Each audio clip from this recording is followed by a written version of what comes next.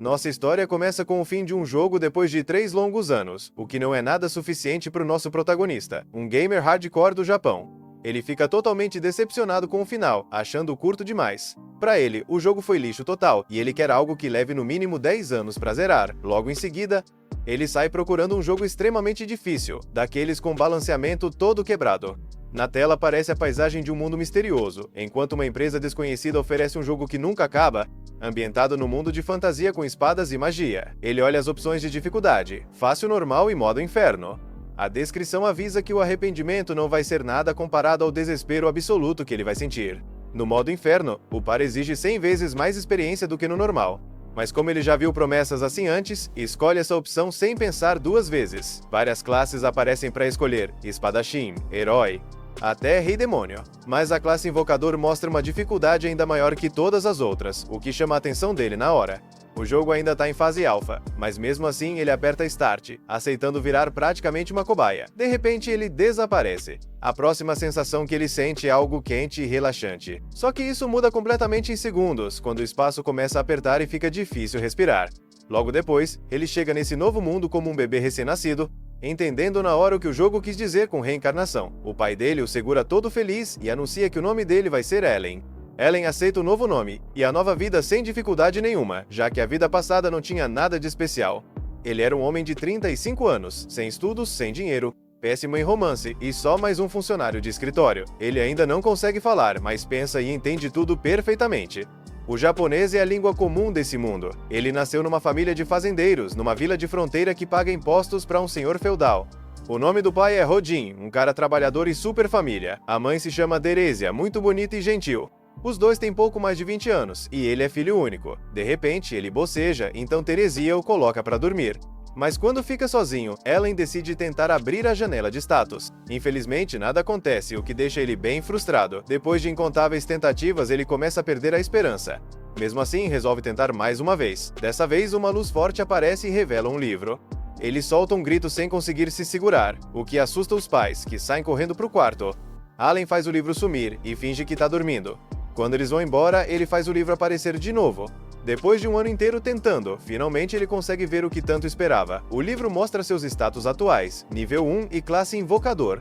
Uma das páginas explica sua habilidade de invocação. Ele já pode criar invocações, mas elas são limitadas a insetos e animais. Ellen percebe que só tem acesso ao Rank H, o pior de todos. Outra página aparece com uma mensagem agradecendo por jogar e perguntando se ele está curtindo esse mundo. O deus da criação pede desculpa pela demora em entregar o Grimório. A administradora se chama Mir. Mir explica que, como ele escolheu uma classe ainda em testes, a papelada demorou mais. Por fim, ela avisa que não aceita perguntas nem cancelamentos sobre a escolha da classe. Ellen quer invocar alguma coisa, então tenta invocar um inseto. No começo, nada acontece. Como não existe guia de jogo nesse mundo, ele precisa testar tudo sozinho. Ele acha que primeiro precisa usar a habilidade Criar, e quando faz isso, surge uma carta. Sua primeira invocação é uma carta de inseto Rank H, com resistência +1 e agilidade +1. Todo empolgado, ele tenta invocar o inseto da carta, mas a mãe entra no quarto. Ele finge que está dormindo de novo e deixa para depois. No dia seguinte, Ellen finalmente invoca o inseto. A carta vira partículas de luz e forma um gafanhoto gigante, que pula direto na cara dele. Depois de observar o inseto, Ellen se pergunta se ele vai obedecer ordens. Ele manda o gafanhoto se aproximar, mas o bicho ignora e sai do quarto. Ellen confere o grimório e vê os status do gafanhoto. Ele pode dar um nome, então chama ele de Denka. O livro também mostra uma parte chamada Buffs. Ele vê que resistência e agilidade estão em +1 e percebe que isso aumenta os próprios atributos dele. Ellen fica tão empolgado que acaba falando alto demais, e Teresia entra no quarto. Quando ela vê o inseto gigante, entra em pânico e pisa no Denka sem nem pensar 2 vezes. Depois de alguns dias treinando suas habilidades, Allen cria uma besta Rank H. Ele invoca um rato Rank H chamado Korosuke, que é tão burrinho quanto o Denka, mas pelo menos usa a habilidade quando recebe uma ordem. Ele pode guardar até 10 cartas de invocação para cada criatura. Quando junta 10 cartas do Shorosuke, o atributo de ataque dele aumenta em 10 pontos. Agora ele já tem uma força maior do que a de qualquer bebê normal. A experiência necessária para subir de nível no modo inferno é 100 vezes maior do que no modo normal. Antes de continuar, O pai dele volta pra casa todo coberto de sangue. O Rodin tranquiliza Teresia dizendo que é só sangue da caça. Todo animado, ele conta pro Allen que hoje derrotou um javali. O Allen sabe que o pai é um servo, mas quando chega o outono e o inverno, ele sai pra caçar monstros. O Rodin diz que era um javali gigante enorme e pergunta se ele quer ver. O Allen aceita na hora. Depois de se despedir da Teresia, o Rodin carrega o Allen no colo e comenta que os vizinhos já estão cortando a carne. Enquanto caminha, o Allen observa o mundo de fora pela primeira vez. O pai aponta para um bando de pássaros chamados albarrerons e diz que isso anuncia a chegada do outono. O Rodin confessa que deu o nome de Allen por causa dos albarrerons e explica que para eles o céu é o limite. Eles podem voar para onde quiserem, e isso é a verdadeira liberdade. Ele acha isso incrível, mas conta que a Teresia quase arrancou a cabeça dele quando ouviu essa história. O Rodin continua andando e o Allen acaba dormindo. Quando abre os olhos de novo, ele vê o javali gigante que eles derrotaram. O Allen acha aquilo assustador demais e sabe que nunca conseguiria vencer um bicho tão enorme. Um homem chamado Gerd se aproxima e anuncia que o campeão, peso pesado do dia, chegou. Todos os homens aplaudem o Rodin por ter caçado o javali gigante. O Gerd muda de assunto quando percebe que ele trouxe o filho. O Allen cumprimenta ele educadamente, o que surpreende o Gerd, já que ele só tem 1 ano. O Gerd comenta que a filha dele tem a mesma idade e nem de longe é tão educada assim. O Allen pergunta se os javalis gigantes são fortes. O Gerd responde que eles são monstros de rank C e que são necessários pelo menos 20 homens para derrotar um. O Allen faz questão de guardar bem essa informação. 10 meses depois, o Allen está quase com 2 anos e já alcançou nível 2 em invocação e nível 2 em criação. Ele também conseguiu expansão nível 1 e desbloqueou a função de anotações do Grimório. Todo animado, ele abre a página de status e vê que agora pode criar cartas de criaturas Rank G. Ele também desbloqueou a habilidade de fundir invocações e o espaço do inventário de cartas dobrou. O Allen quer começar a fundir suas criaturas, mas percebe que não tem MP suficiente. Depois do jantar, ele tenta fundir 2 cartas Rank H do Shorosuke, mas nada acontece. O Grimório avisa que ele não tem MP suficiente, mesmo estando com o MP no máximo. Quando ele faz 3 anos, já tem várias cartas, incluindo feras, insetos e pássaros Rank G. O Allen funde 2 cartas e consegue uma carta de pássaro Rank G, que ele chama de Chappie. Quando invoca, o pássaro pousa no ombro dele. Ele tem a habilidade de imitação de voz. O Allen não entende o que isso significa até o Chappie repetir exatamente tudo o que ele disse. Ele acha isso muito da hora. Depois ele invoca um sapo chamado Pionta e uma tupeira chamada Mogusuke, 2 feras Rank G. O Allen pede pro Pionta usar provocar, e o sapo começa a pular enquanto a pele dele brilha. Depois ele pede pro Mogusuke usar escavar, e a tupeira começa a cavar um buraco enorme. O Allen confirma que o Mogusuke dá pra usar pra fazer armadilhas de queda. Ele entende que o segredo pra virar um grande invocador é conhecer bem os bônus de atributos de cada criatura. Esse é exatamente o tipo de jogo hardcore que ele sempre quis. O sino toca e ele já sabe o que vem por aí. A Krena, filha do Gerd, aparece toda animada chamando ele pra brincar de duelo de cavaleiros. Ele sai do buraco e cumprimenta a Krena. Ela aponta uma espada de madeira pra ele, e o Allen aceita o desafio. Ele sabe que tem que levar essas brincadeiras a sério, porque ela é surpreendentemente rápida e não pega leve de jeito nenhum. O Allen colocou todos os bônus das criaturas dele em agilidade, e mesmo assim mal consegue acompanhar o ritmo dela. A Krena chega a quebrar a espada de madeira e continua atacando como se nada tivesse acontecido. No fim do dia, os pais do Allen aparecem para resgatar o coitado. Enquanto isso, a Teresia está esperando outro bebê. Quando a Krena vai embora, o Allen se levanta e decide ajudar a mãe a carregar os vegetais. À noite, durante o jantar, ele diz pro pai que quer ajudar na colheita das batatas, já que a mãe tá grávida. Isso pega os dois de surpresa. O Allen garante que é forte o suficiente. A Teresia diz que crianças como ele não deveriam trabalhar. O Rodin concorda e fala que ele já ajuda bastante em casa. O pai então fala firme que ainda não é a hora, e que enquanto puder, o Allen devia aproveitar a vida sem ter que ralar no campo. Nesse momento, o Allen entende que eles estão praticamente presos à classe dos servos para sempre, e que o trabalho no campo é extremamente pesado. Mesmo assim, ele aceita a decisão dos pais. A Teresia comenta que percebeu que ele anda jogando pedras na árvore lá atrás. O Rodin pergunta o motivo. O Allen explica que desde que o pai contou que existem monstros na floresta, ele quer proteger a mãe jogando pedras neles. O Rodin ri e elogia a coragem do filho, mas no fundo o Allen sabe que ele só estava testando para ver se conseguia aprender habilidades além da invocação. A Teresia pergunta se ele também vai proteger a Krena, e ele responde que sim. O Rodin comenta que está ansioso pela cerimônia de avaliação do Allen. Ele pergunta o que é isso. A mãe explica que quando ele fizer 5 anos, vai acontecer uma cerimônia divina para descobrir qual é o talento dele. O Rodin diz que, com sorte, um bom talento pode ajudar ele a escapar da servidão. O Allen fica animado, e quando o inverno chega, ele decide ir ver a Denka. Ele ficou pulando tanto no mesmo lugar que acabou fazendo um buraco no chão. De repente, ele ouve a voz da Crena e faz o Grimório desaparecer. Não tem escolha, tem que brincar de cavaleiros com ela. Ela continua feroz como sempre. Ele tenta acompanhar e bloquear os ataques, mas no fim a Crena passa o rodo nele. O Rodin volta para casa, então a Teresia sai para recebê-lo, mas de repente a Denka pula na perna dela, fazendo ela se assustar e cair. O Rodin corre na hora para ajudar, e apesar de ter sido só um susto, a Teresia começa a sentir contrações. O bebê tá chegando. A pedido do Rodin, a Crena corre para casa para avisar a mãe dela, enquanto o Rodin e o Allen tentam preparar tudo. O Allen não faz ideia do que fazer, e o pai dele tá tão perdido quanto. Por sorte, a mãe da Crena, a Matilda, chega bem na hora para ajudar, mas manda todos os homens inúteis ficarem do lado de fora. Eles são expulsos sem cerimônia nenhuma e acabam dormindo do lado de fora, enquanto a Matilda e a filha ajudam a Teresia a noite toda.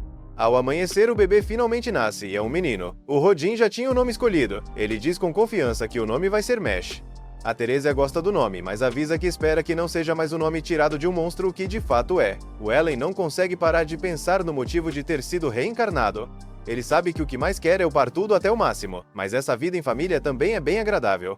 Ele ainda não sabe exatamente como vai fazer isso, mas tem certeza de uma coisa: ele quer libertar toda a família daquele destino duro e cansativo da servidão. Num dia novo, o Ellen estava caminhando com o pai dele e pergunta como é a cerimônia de avaliação. O pai explica que é um evento especial em que todo mundo, de serva nobre, tem que participar quando completa 5 anos de idade, e que se der sorte de ter algum talento, a pessoa pode sair da servidão. O único problema é que isso vem junto com um monte de rivais. O Ellen pergunta por que ele diz isso, e o pai explica que, assim que eles se estabeleceram nessas terras, o pessoal começou a ter filhos sem parar, tipo, pior que coelho. E agora tem um monte de crianças prestes a completar 5 anos, ele incluso. De repente, eles ouvem a pequena Crena, e o pai dela mais à frente, então decidem ir junto. Depois de andar um pouco, eles veem o vilarejo dos plebeus à distância. Quando chegam ao lugar onde a cerimônia vai acontecer, veem vários plebeus e servos reunidos. De repente, as portas se abrem, e 3 membros da igreja saem abençoando todo mundo em nome de Elmia, o deus da criação. Eles desejam boa sorte a todos, e comentam que aquele país já viu heróis cuja linhagem começou até na servidão. Isso deixa alguns plebeus chocados, sem acreditar muito nisso. A mulher então dá exemplos: Santa Clays, que nasceu plebeia, e Berk, o mestre da espada, que era apenas um servo. Ao ouvir isso, o Allen se lembra de que no jogo, classes como herói e mestre da espada tinham que começar de uma classe social baixa. Mesmo sendo algo do jogo, ele acha que isso também se aplica àquele mundo. Então faz sentido todo mundo, do mais alto ao mais baixo, ter que passar pela cerimônia. Depois da apresentação, eles são convidados a entrar. Lá dentro, o Allen observa as estátuas dos deuses adorados naquele lugar. A do meio é a de Elmea, o deus da criação, o que faz ele se lembrar da época em que os desenvolvedores mandaram uma carta para ele. Logo em seguida, a cerimônia de avaliação começa. Primeiro, chamam o chefe da vila de Boji e o filho dele, Thomas. Pedem pro garotinho colocar a mão na bola de cristal, e quando ele faz isso, os parâmetros aparecem numa placa de metal. Eles descobrem que ele tem talento para comerciante. O pai fica todo feliz e corre para parabenizar o filho, e assim as pessoas vão passando. Alguns não têm talento nenhum, outro descobre que tem talento para usar machado, com atributo Rank A. No final só sobram o protagonista e a Crena. Chamam a garota de cabelo rosa primeiro. Ela corre animada e quando coloca a mão na bola de cristal, ela começa a brilhar com tanta intensidade que todo mundo fica preocupado. Mas os membros da igreja ficam impressionados, porque ela tem o talento de mestre da espada, um dos melhores que existem. Ao ouvir isso, todo mundo se empolga, sem acreditar que o mestre da espada apareceu naquele vilarejo esquecido. O pai dela a parabeniza, mas a menina parece meio decepcionada, porque não era espadachim. Já o Allen fica tranquilo. Ele já imaginava que algo assim ia aparecer, considerando a força absurda dela. Sem mais enrolação, o reverendo chama o Allen. Ele fica nervoso, porque finalmente vão descobrir que ele é um invocador. Ele coloca a mão na bola de cristal e ela começa a brilhar, jogando ele longe. Tudo indica que é algo incrível. Mas quando o reverendo se aproxima e diz qual é o talento dele, responde que, infelizmente, ele não tem talento nenhum. O Allen não consegue acreditar nisso. Ele se aproxima para ver os próprios parâmetros e descobre que todos estão em Rank E. Irritado, ele xinga os desenvolvedores e reclama que eles precisam aprender a debugar o jogo, porque agora ninguém vai saber que ele é um invocador. Nisso, o pai dele se aproxima e, sem tocar no assunto, diz para ele ir para casa, já que a mãe está esperando. Quando chegam, a mãe e o irmão os recebem felizes. À noite, eles jantam juntos, e os pais dizem que talento não importa, porque ele sempre vai ser o orgulho deles. Vendo como os pais são compreensivos, o Allen fica grato por ter nascido naquela família. A cena termina com um abraço em família. Enquanto dormiam, o protagonista estava testando o grimório dele. Ele comenta que aprendeu algo novo naquele dia. Ele é o único naquele mundo jogando no modo Hell, já que todo mundo na cerimônia tinha 5 anos, o que significa que todos deveriam estar no nível 1, igual a ele. Mas o sistema de rank provavelmente mostra o quanto cada pessoa pode evoluir a cada nível.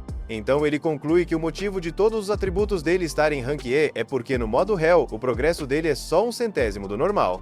Levando isso em conta, os ranks devem estar mostrando apenas essa fração do valor real dele. Ele imagina que isso faria qualquer pessoa normal arrancar os cabelos, mas não é o caso dele, já que ele veio para esse mundo justamente para botar jogos medíocres no devido lugar, embora antes precise fazer os desenvolvedores consertarem aquele jogo idiota. Pegando o grimório, ele decide reclamar escrevendo tudo o que pensa. No dia seguinte, a gente vê ele caminhando com a mãe. Ele pergunta o que tá acontecendo com o pai, já que percebe ele agindo de um jeito estranho. A Teresia diz que ele tá assim desde que chegou tarde em casa na noite anterior. À tarde, eles vão para casa do Gerd comemorar o talento da Crena. A pequena, toda feliz, conta que descobriu que o talento dela é melhor do que o de espadachim. O Ellen faz cara de surpreso e pergunta se é verdade. A Crena continua dizendo que agora vai ficar ainda mais forte. Nisso, a Mireilla comenta que o chefe da vila passou lá em casa e deu uma bebida para comemoração. O Rodin fica feliz, mas lembrando que tá chateado com aquela família, dá os parabéns desejando que eles aproveitem a bebida. O Gerd ressalta que naquela casa os convidados bebem primeiro. Percebendo essa atitude, o Allen pergunta se talvez o pai esteja com ciúmes por causa desse negócio de talento, mas logo descarta isso, lembrando que o pai não é assim. Nessa hora, ele escuta os dois começando a discutir. O Rodin diz que a Crena tem um talento incrível e que isso é motivo de comemoração. Aí o Gerd exige uma explicação do porquê ele disse que ia cortar relações com a família deles. O Rodin explica que não quer isso, mas como a Crena vai entrar na cavalaria e servir ao país, eles não deveriam perder tempo socializando com plebeus. O Allen finalmente entende que o pai tá tentando ajudar de um jeito que ninguém pediu. O Gerd puxa o Rodin e diz que isso não é importante. O Rodin insiste que é sim. Aí os dois começam a discutir de vez. Vendo que a situação tá escalando, o Ellen pede pra Crena acalmar os dois. Ela pega a espada e intervir, mas as esposas chegam primeiro e dão uns tapas neles. Problema resolvido. A Crena continua comendo como se nada tivesse acontecido. O Allen pergunta pra Mireia se eles brigam sempre assim. Ela responde que sim, mas que a paternidade ajudou a acalmar os dois, porque antes eles até se batiam de verdade. As mães contam que os 4 são amigos de infância, cresceram na mesma vila e há 10 anos surgiu a ideia de fundar uma nova vila. Então eles decidiram ir juntos e até fizeram uma reunião em grupo para combinar como iam construir as casas. Elas perguntam se o Ellen não reparou que as casas têm o mesmo design. Ele responde que sim. Aí o pai comenta que foi mais fácil construir tudo ao mesmo tempo, então dividiram as tarefas. No outro dia, enquanto os pais trabalhavam, chega a notícia de que a Ordem dos Cavaleiros está procurando a Crena. Na Vila dos Plebeus vemos pais e crianças reunidos. Nisso aparece o garoto do talento com o machado. Ele pergunta pro protagonista o que ele acha que tá fazendo ali, já que gente sem talento não tem lugar naquele espaço. A Crena fica irritada ao ouvir isso e tenta bater nele, mas o pai dela impede. De repente, o chefe da vila anuncia que a Ordem dos Cavaleiros chegou. As pessoas abrem caminho. O garoto do machado fica boquiaberto, porque o próprio capitão veio, um mestre da espada. Ele se aproxima do chefe e pergunta pela Crena. Ela é chamada na hora. Vemos a garota de cabelo rosa se aproximando junto do pai. A pequena se apresenta de forma educada, entre aspas. Ao vê-la de perto, o capitão ordena que ela lute um duelo. O Gerd questiona, dizendo que ela só tem 5 anos e nunca nem usou uma espada de verdade. O capitão lembra que ela é uma Sword Master, então não deveria ter problema. Com um olhar frio, ele pergunta se por acaso mentiram pra ele e ousaram enganar o barão. O Zenov chama o vice-capitão e manda ele se preparar. O protagonista fica confuso. O capitão então explica ao Gerd que falsificar os resultados da cerimônia de avaliação é punido com pena de morte. Por isso, eles precisam confirmar se o talento dela é legítimo. Foi assim que ele anuncia o duelo de esgrima. Todo mundo fica chocado. A Gerd implora para que não façam isso. Porém, o capitão deixa bem claro que, se ela não lutar, a família inteira dela vai ser executada. A pequena não demonstra nenhuma preocupação. Quando vê uma espada de verdade, fica toda animada e diz pro pai que vai lutar. Então vemos ela frente a frente com o vice-capitão. Os dois se apresentam e aí descobrimos que o nome dele é Ludbrand. A pequena parte para cima, balança a espada. Ludbrand contra-ataca, mas ela bloqueia.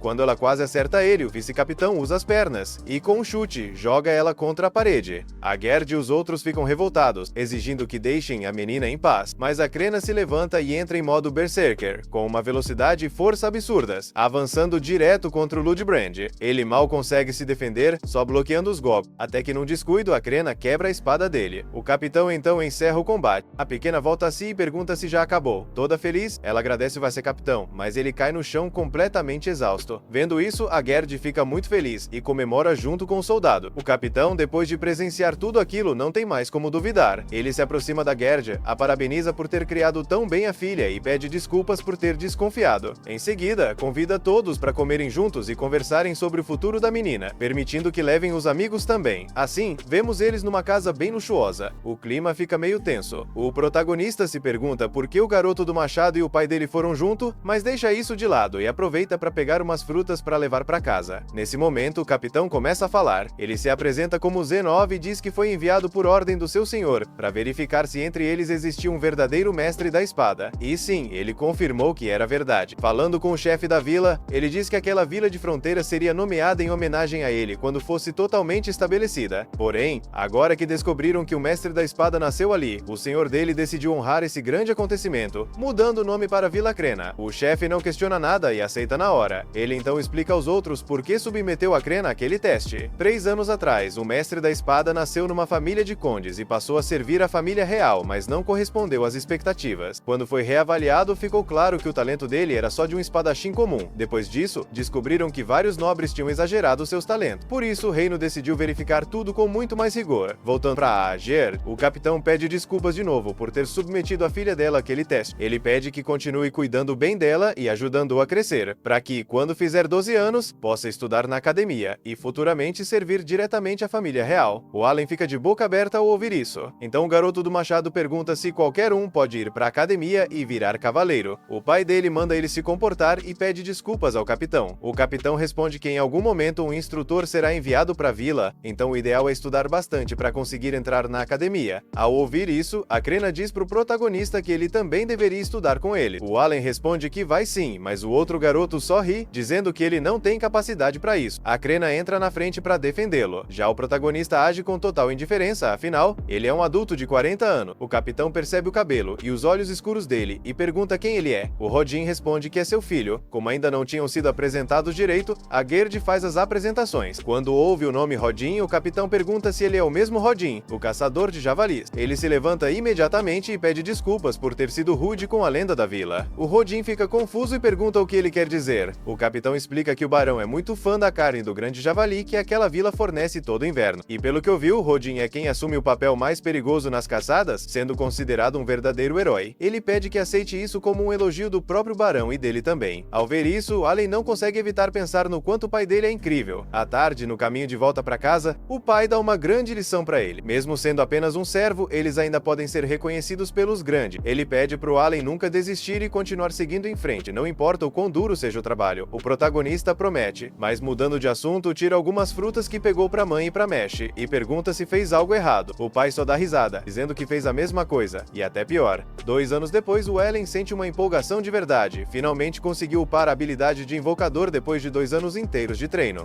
O grimório dele agora mostra uma nova função chamada Upgrade, o que faz ele se perguntar se agora vai conseguir invocar criaturas bem mais fortes. Ele fica todo animado, pensando que com o tempo talvez consiga invocar algo absurdo, tipo um dragão. Levou 2 anos completos para chegar nesse ponto. Pensando bem, ele percebe que todo o esforço e a espera realmente valeram a pena. Mais tarde naquela noite, a Therese e o Rodin anunciam que estão esperando outro filho, e acham que dessa vez vai ser uma menina. Todo mundo começa a pensar em possíveis nomes. Do nada, o grimório do Allen aparece, e quando ele olha dentro, vê claramente escrito o nome do deus da criação. Sem pensar 2 vezes, o Allen sugere que chamem a bebê de Elmia. Os pais dele imediatamente mandam ele calar a boca, bem bravos, e avisam para nunca mais sair pronunciando o nome sagrado do deus assim, de qualquer jeito. Só então o Allen percebe que falou besteira e tenta mudar de assunto o mais rápido possível. Ele faz isso apontando que a cicatriz de caça do pai está se curando rápido demais. O Rodin explica que ganhou aquela cicatriz quando superou um dos testes dos deuses, durante uma caçada perigosa a um javali.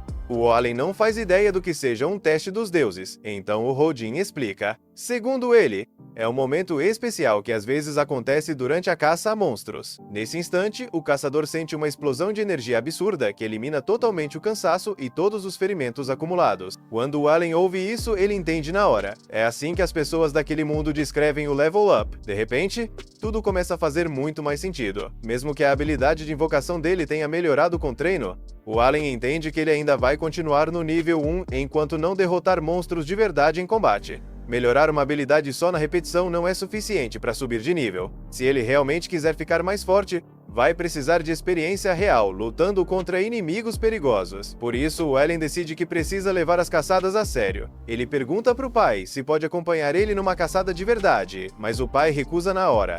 O Rodin lembra o Ellen com firmeza que caçar não é brincadeira.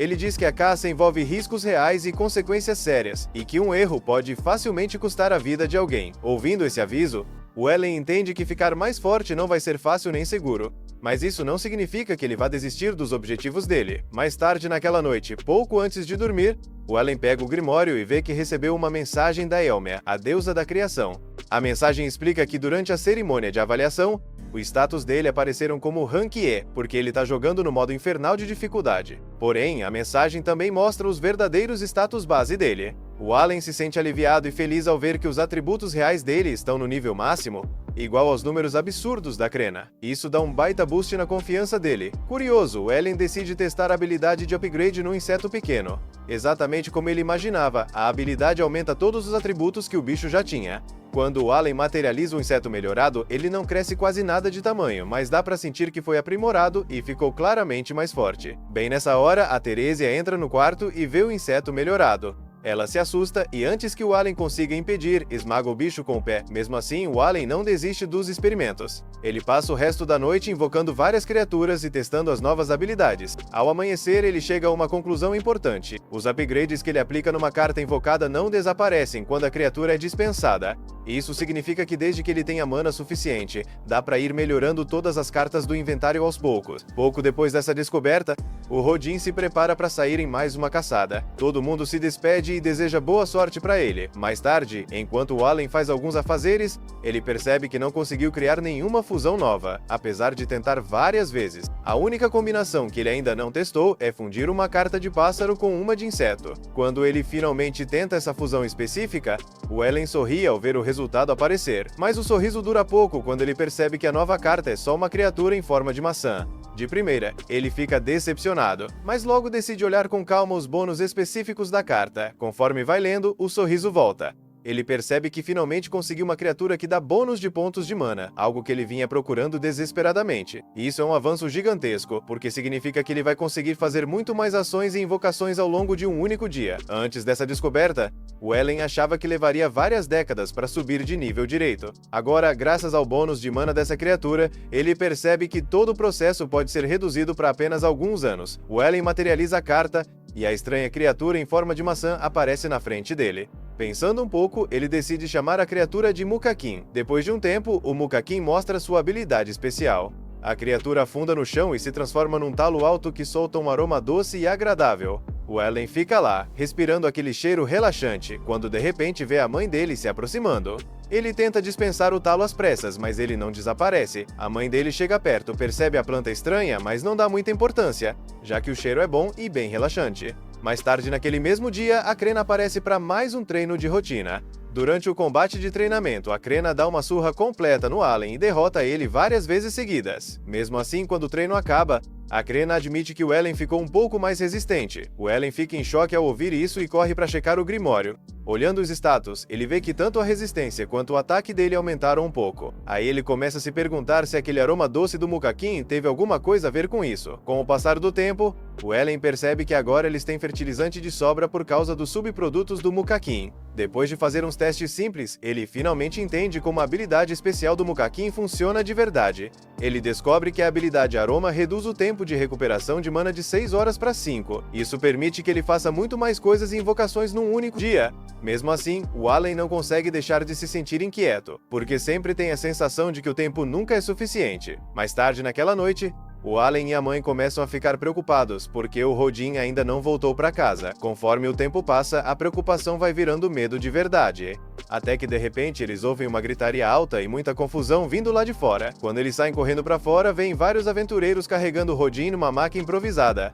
Ele tá claramente muito ferido e mal consegue ficar consciente. Assim que levam o Rodin para dentro de casa, o Helmius explica o que aconteceu durante a caçada. Ele conta que o Rodin levou uma presa de javali direto no abdômen. Eles só conseguiram manter ele vivo por enquanto graças a uma erva de cura especial.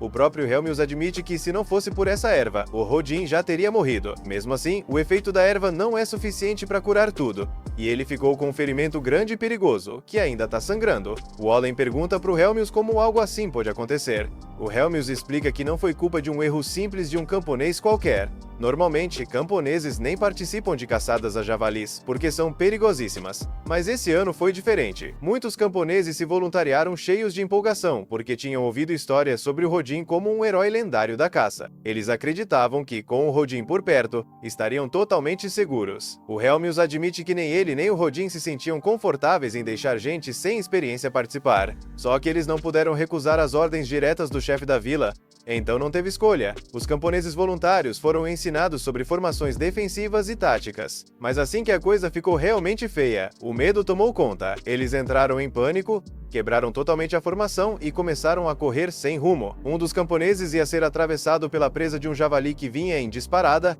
mas foi justamente nesse momento crítico que o Rodin entrou na frente. Ele salvou o cara, mas acabou levando o golpe no lugar dele. Mais tarde naquela noite, o Rodin finalmente acorda do desmaio e todo mundo solta um suspiro de alívio. Mesmo assim, o Ellen não consegue parar de se culpar. Ele percebe que foi praticamente inútil nessa crise. O Allen entende que ficou focado demais em subir de nível e melhorar as próprias habilidades de um jeito egoísta. Por isso, não prestou atenção no que estava acontecendo ao redor, nem nas pessoas que realmente precisavam da ajuda dele. Ele lembra que tem uma família que precisa proteger a qualquer custo e, em silêncio, faz a promessa de ficar forte o bastante para realmente proteger todos eles. Pouco depois, o Helmius aparece trazendo a parte da carne que cabe ao Rodin pela caçada bem-sucedida. Depois disso, Helmius diz pro Rod não se preocupar com nada durante o inverno que vem aí. Ele só precisa focar em se recuperar. É aí que o Ellen também fala. Ele diz pro pai descansar tranquilo, sem se preocupar, porque a partir de agora ele vai cuidar de tudo e sustentar a família enquanto o Rodin se recupera. No dia seguinte, o Allen cumpre a promessa direitinho. Ele faz trabalhos pesados, como buscar água no poço e carregar tudo até em casa. Depois, o Helmius ensina o Allen a colher as plantações do jeito certo. No começo, o Helmius acha que o trabalho vai ser pesado demais para o Allen, ainda mais pela idade dele. Mas, para surpresa sincera dele, o Ellen colhe cada talo com muita facilidade. Isso faz o Helmius perceber que o Ellen é bem mais forte do que ele imaginava. Não muito tempo depois, o chefe da vila vai até a casa deles, junto com um camponês que causou diretamente o ferimento do Rodin. O camponês pede desculpa desesperadamente. Todo mundo espera que o Rodin fique bravo, mas para surpresa geral, o Rodin responde com calma, dizendo para ele tomar mais cuidado da próxima vez e que não precisa se preocupar com mais nada. Vendo essa atitude, o Allen sente uma admiração profunda pelo pai e percebe o quanto ele é realmente uma pessoa incrível. Mais tarde, naquele mesmo dia, o Allen vai até o campo de flores e limpa uma parte do terreno para montar armadilhas e conseguir um pouco de carne. Ele invoca alguns sapos pequenos e usa eles como isca. Depois de preparar tudo com cuidado, o Allen se esconde entre os arbustos e espera em silêncio. Ele espera por um bom tempo e nada acontece. Já começa a achar que isso não vai dar em nada. Aí, de repente, um pássaro gigante desce voando e pousa na área limpa. Quando o Allen olha melhor, o coração dele quase para. Ele percebe que aquilo não é um pássaro comum, é um albacore, um monstro perigoso de rank B. O Ellen só queria atrair bichos pequenos e aves comuns. Ele nunca imaginou que algo desse nível apareceria. Ele sabe que não tem nenhuma chance real de derrotar um monstro desse calibre, então o primeiro impulso é virar as costas e sair correndo. Mas, bem nesse momento crítico, o sistema dele ativa e anuncia que a habilidade de upgrade subiu para o nível 2. Vendo essa mensagem, o Ellen pensa que talvez valha a pena arriscar e testar o novo poder. O Ellen ataca e balança a espada, mas o albacore derruba ele com facilidade com um único golpe de asa. Em seguida, o Allen invoca vários lobos aprimorados, que avançam para morder e atacar o pássaro por todos os lados. Por um instante, ele acredita que talvez tenha chance. Só que a situação piora rápido quando ele vê o albacore simplesmente devorando todos os lobos invocados sem esforço nenhum. Sem mais opções, o Ellen tenta atacar de novo com a espada, mas dessa vez é arremessado ainda mais longe. O albacore se aproxima e fica bem em cima dele, claramente pronto para devorar o próprio Allen. Tremendo, o Allen levanta a espada para se defender, com o corpo inteiro tremendo, se perguntando se aquele era realmente o fim. Ele precisa agir rápido se não quiser virar comida de passarinho. Como último recurso, ele invoca duas sanguessugas que imediatamente começam a chupar parte do sangue do albatroz. Isso começa a enfraquecer um pouco a ave gigante, dando a ele um pequeno tempo para pensar no próximo movimento. O Ellen nunca tinha testado elas de verdade antes, mas felizmente parece que elas têm uma habilidade de drenar energia. Ele sabe que está bem mais fraco porque perdeu algumas invocações, mas acredita que isso não vai ser um problema, porque já tem um plano claro para acabar com essa fera. Assim que ele consegue se soltar, ele invoca os lobos de novo e manda tanto os lobos quanto as sanguessugas atacarem ao mesmo tempo. O Allen invoca ainda mais sanguessugas e lobos, e com o esforço combinado deles, ele também salta e dá um golpe decisivo de espada direto na cabeça do albatroz. O ataque é forte o suficiente para derrubar o albatroz e deixar ele no chão para sempre. Ele finalmente consegue dar o golpe final e derrotar o monstro. O Allen mal consegue acreditar, já que esse é o primeiro abate dele. Então o grimório dele avisa que ele acabou de derrotar um albatroz e ganhou 100 pontos de experiência. Ao ver essa mensagem, ele fica emocionado e tira um momento para comemorar a vitória. Depois disso, o Allen carrega o albatroz de volta para a família dele. Mais tarde naquele dia, ele chega em casa com a ave. E todo mundo fica surpreso que alguém que eles viam como fraco conseguiu derrotar completamente um monstro de rank D. A família inteira fica sem palavras. O Allen diz que só conseguiu pegar ele desprevenido enquanto estava distraído, o que é meio verdade, mas ele não menciona a parte das invocações. O Helmius então se oferece para ajudar ele a sangrar o albatroz direito. O Helmius começa a inspecionar o corpo da ave e percebe algumas marcas de mordida, então pergunta para o Allen sobre isso. O Allen inventa uma desculpa e diz que estava lutando no instinto, então teve que fazer o que fosse necessário. O Helmius começa a imaginar o Allen mordendo a ave com tudo para sobreviver, mas independente de como ele fez, ainda é um feito impressionante. Então ele parabeniza ele pelo bom trabalho. Depois de amarrar o albatroz, o Helmius explica em detalhes como a carne deve ser cortada e separada e quais partes do monstro são seguras e comestíveis. O albatroz pesa cerca de 60 quilos, mas depois de sangrar totalmente, cai para uns 20 quilos. O Helmius também comenta que todos os monstros têm pedras mágicas dentro deles e que qualquer pedra mágica encontrada em um monstro acima do rank D está sujeita às leis de imposto do reino. Mas o Helmius não vê isso como um grande problema, já que a pedra seria inútil para servos pobres, como eles de qualquer forma. Ainda assim, as asas valem uma boa grana, mas eles ainda precisam entregar a maior parte para os superiores. O Allen acha esse imposto de 60% em toda comida muito injusto, e o Helmius concorda, mas não tem nada que eles possam fazer. Mesmo assim, o Helmius acredita que eles vão conseguir um preço melhor pela parte da carne deles com o chefe da vila, depois de explicar que o Ellen fez a caçada, já que o pai dele estava ferido. No dia seguinte, os dois colocam o plano em prática, usando o ferimento do Rodin como argumento. O Allen e o Helmius vão até o escritório do chefe da vila para contar sobre a ave que o Allen caçou. No começo, o chefe insiste que eles só deveriam receber a menor parte, mas depois que eles continuam pressionando, lembrando o quanto Rodin está ferido e como um garoto como o Allen teve que arriscar a vida, o chefe finalmente cede. O chefe tenta explicar que não pode fazer isso, porque o barão pediu mais comida do que o normal. Mas aí o Helmius lembra o chefe que o único motivo do Ellen ter sido forçado a caçar foi por causa da exigência absurda dele, que acabou fazendo Rodin se machucar. Desse jeito, a família do Ellen pode acabar passando fome. E para vender melhor a história, o Allen finge que está quase desmaiando de fome. O chefe da vila diz que eles podem ficar com toda a carne para eles, enquanto ele só vai ficar com as asas e as pedras mágicas. O chefe se sente bem culpado, mas ainda fica meio hesitante. Então, para melhorar o acordo, Helmius oferece incluir a pedra mágica da ave. Porém, o Allen pergunta se eles também vão poder continuar fazendo esse tipo de acordo no futuro. O chefe acaba concordando, e o Allen pergunta se isso significa que ele pode ficar com toda a carne, tirando as asas, de qualquer ave que ele caçar no futuro. Depois de pensar um pouco, o chefe finalmente aceita as condições deles. 3 dias depois, o Allen usa a mesma tática para enfrentar mais 2 albatrozes. Dessa vez ele consegue atrair 2 albatrozes ao mesmo tempo. O fato de ele já ter derrotado um antes deu muito mais confiança para ele, então ele consegue derrotar os 2 com a ajuda das sanguessugas, dos lobos e da espada de madeira. A essa altura, ele já dominou completamente a estratégia. Essa é a primeira vez que ele não perde nenhuma invocação, então ele fica bem satisfeito. Então, o Grimório do Allen brilha e reconhece que ele acabou de derrotar 2 albatrozes e ganhou 200 pontos de experiência. Mais importante ainda, ele avisa que o nível dele aumentou e que ele chegou ao nível 2. Quando vê isso, ele fica extremamente animado e já vai correndo checar os status. Todo empolgado, ele abre a tela de status. Quando faz isso, percebe que toda a vida e o mana dele foram totalmente recuperados depois de subir de nível. E parece que ele recebeu um aumento de 60% nos atributos, o que é um pouco menos do que ele esperava, mas ainda assim é um aumento gigantesco. Levou 6 anos para ele subir o nível. Mesmo assim, ele continua muito feliz, só de ver que todo o esforço dele finalmente valeu a pena.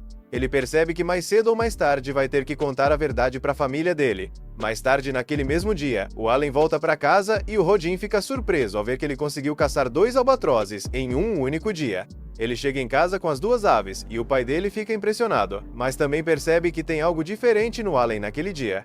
Depois disso, o Allen vai treinar espada com a Crena. Só que ele ainda tem outras coisas para fazer, então vai embora antes do Rodin conseguir falar muita coisa.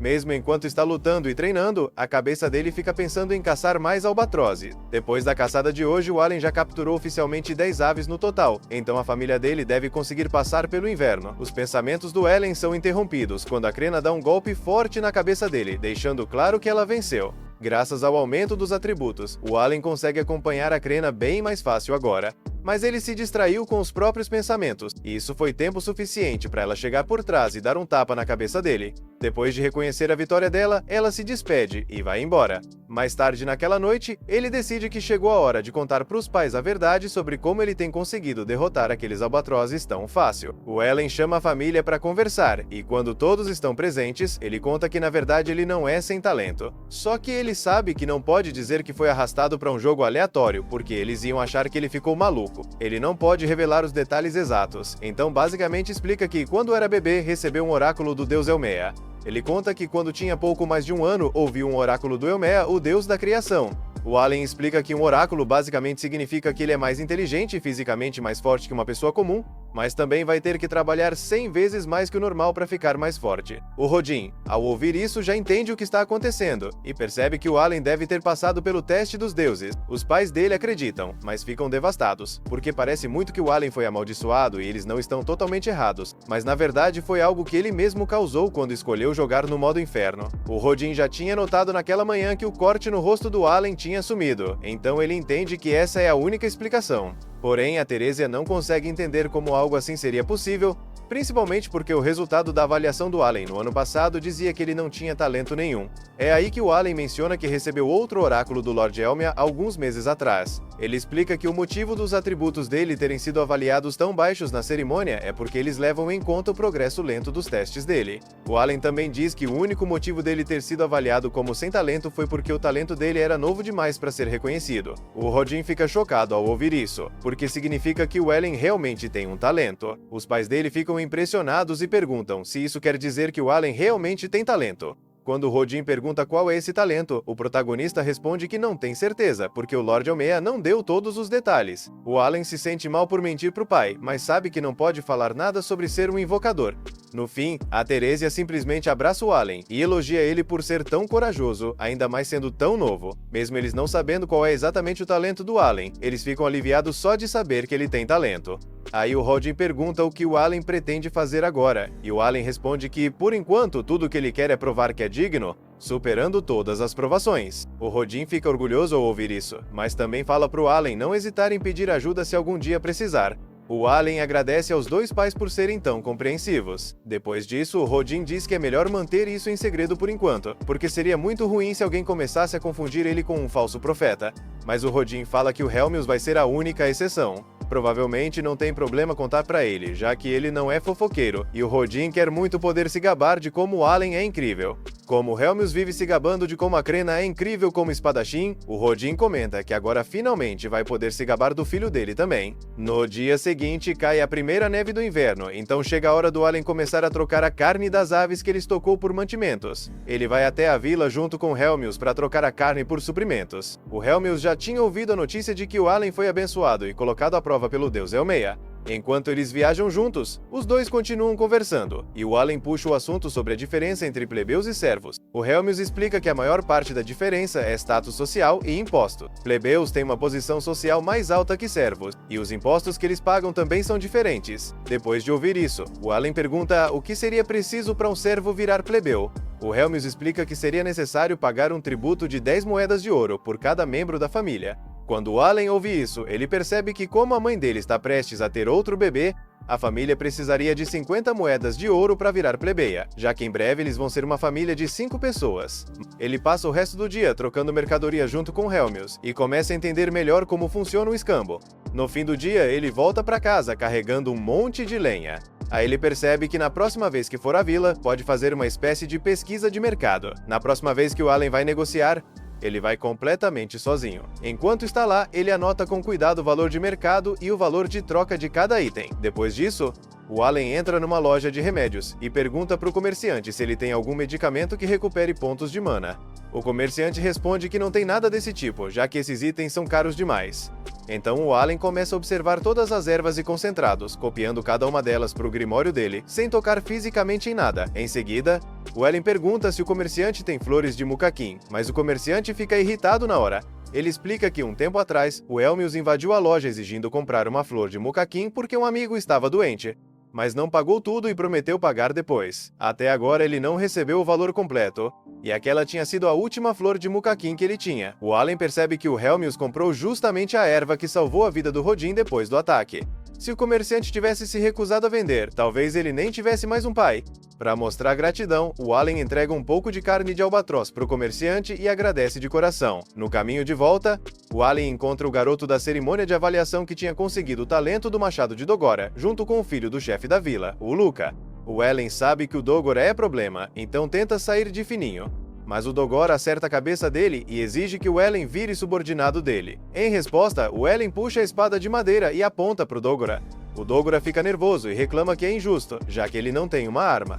O Allen manda ele pegar a arma que quiser, que ele espera. O Dogora volta com uma espada e parte para cima do Allen, mas o Allen desvia e bloqueia todos os ataques com facilidade. Os golpes do Dogora são fortes, mas a força dele não chega nem perto da da Crena. O Allen decide acabar logo com o duelo, derruba a espada da mão do Dogora e vence. Ele só reconhece a vitória e vai embora com total indiferença, o que deixa o Dogora ainda mais irritado. Mais tarde naquela noite, o Allen volta para casa e vê o Rodin tirando as ataduras. Isso mostra que ele já se recuperou e está pronto para voltar a caçar. A Therese avisa para ele não exagerar. No dia seguinte, na casa da Crena, o Dogora aparece de novo para desafiar o Allen para uma revanche. Ele perde várias vezes, mas o ego não deixa ele aceitar a derrota, então continua pedindo mais e mais lutas. Enquanto isso, o irmão mais novo do Allen, o Mesh, começa a treinar com a espada junto da Crena, o que deixa o Allen animado ao imaginar como o Mesh vai se sair na cerimônia de avaliação daqui a 2 anos. Depois de um tempo, o novo bebê nasce, e a família decide chamar ela de Mias.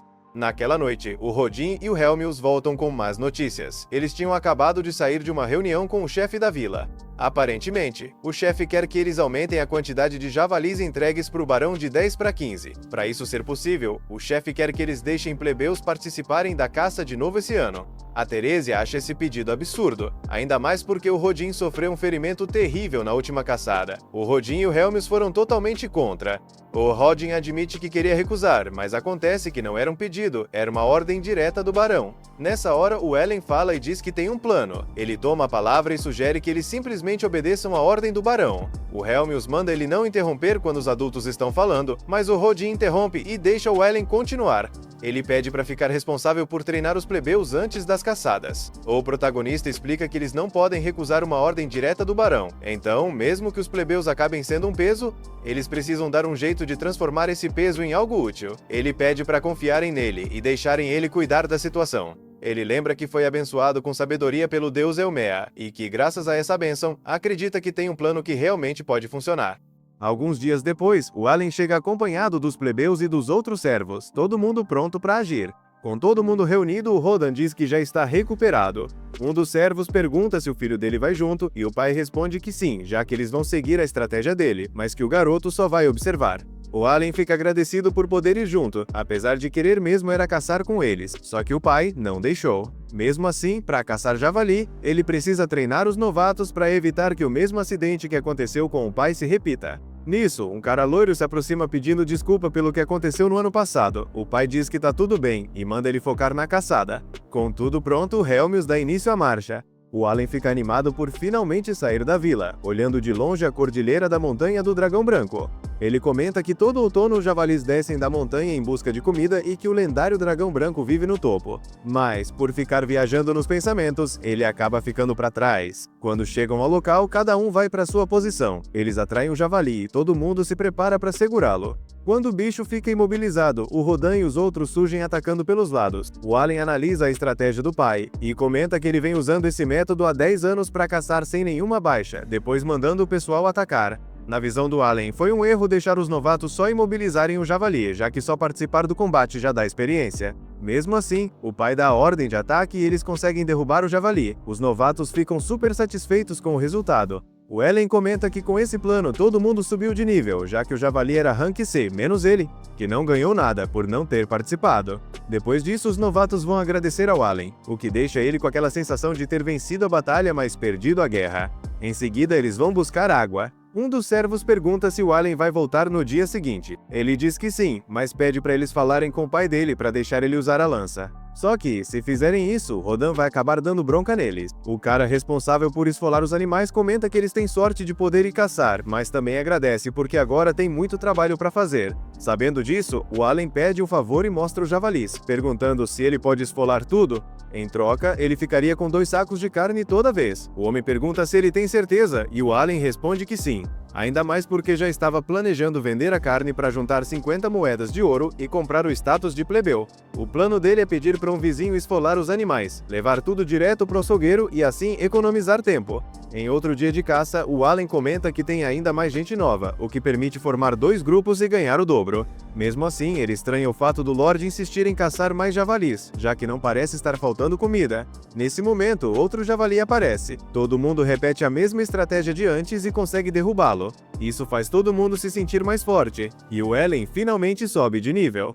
Ele lembra que pouco antes da luta invocou um inseto só para ele ser pisado. Afinal, basta uma das invocações dele ser atacada para contar como participação no combate. Voltando ao presente, ele se gaba da própria inteligência de gamer experiente, mas claro, pede desculpa pro insetinho amigo por ter usado ele desse jeito. Algum tempo depois, a Crena e o Allen voltam para casa depois de visitarem o Senhor das Terras. Os dois ficam felizes por terem recebido vários presentes. Em casa, as duas famílias se reúnem e comemoram com um grande banquete. Os homens da casa estavam se divertindo assando a carne. Nisso, o Helmius repara na garrafa que o Allen tinha do lado e pergunta se era algo especial. O Allen responde que era bebida alcoólica. Isso deixa os homens animados exatamente como ele já esperava. Por isso mesmo, ele decide que é hora de colocar eles na linha de uma vez por todas. Mudando de assunto, ele fala pro Mesh que amanhã eles vão treinar com lança. O pequeno fica todo feliz. Já os homens ficam confusos ao ver que ele simplesmente ignorou eles. Então Rodan puxa a conversa com o Allen sobre a bebida.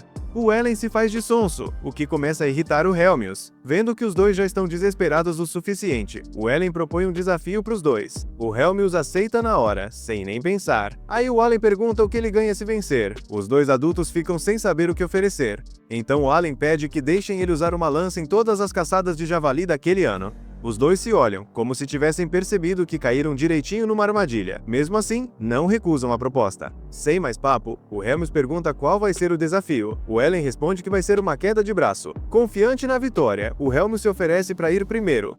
Antes de começar, o Allen dá uma olhada no Grimório e vê que já tinha usado todos os buffs de poder de ataque, então acha que não vai perder. Sem hesitar, ele coloca a mão na mesa, os dois se seguram, e com o sinal da Crena, o duelo começa. No começo, o Helmius estava vencendo com bastante facilidade, mas aí o Allen começa a ir com tudo, forçando aos poucos até virar o jogo e vencer no final. Depois do duelo, o Allen admite que foi por pouco, e calcula que os atributos de ataque do Helmius devem estar entre 150 e 200. Depois é a vez do pai dele. Quando encosta a mão, o Allen sente os calos do pai, o que faz ele pensar um pouco. Mesmo assim, ele não pretende pegar leve. O duelo começa equilibrado, mas ao ver que o próprio filho estava dando trabalho, o pai resolve falar sério. Ele libera toda a força e acaba vencendo com muita folga.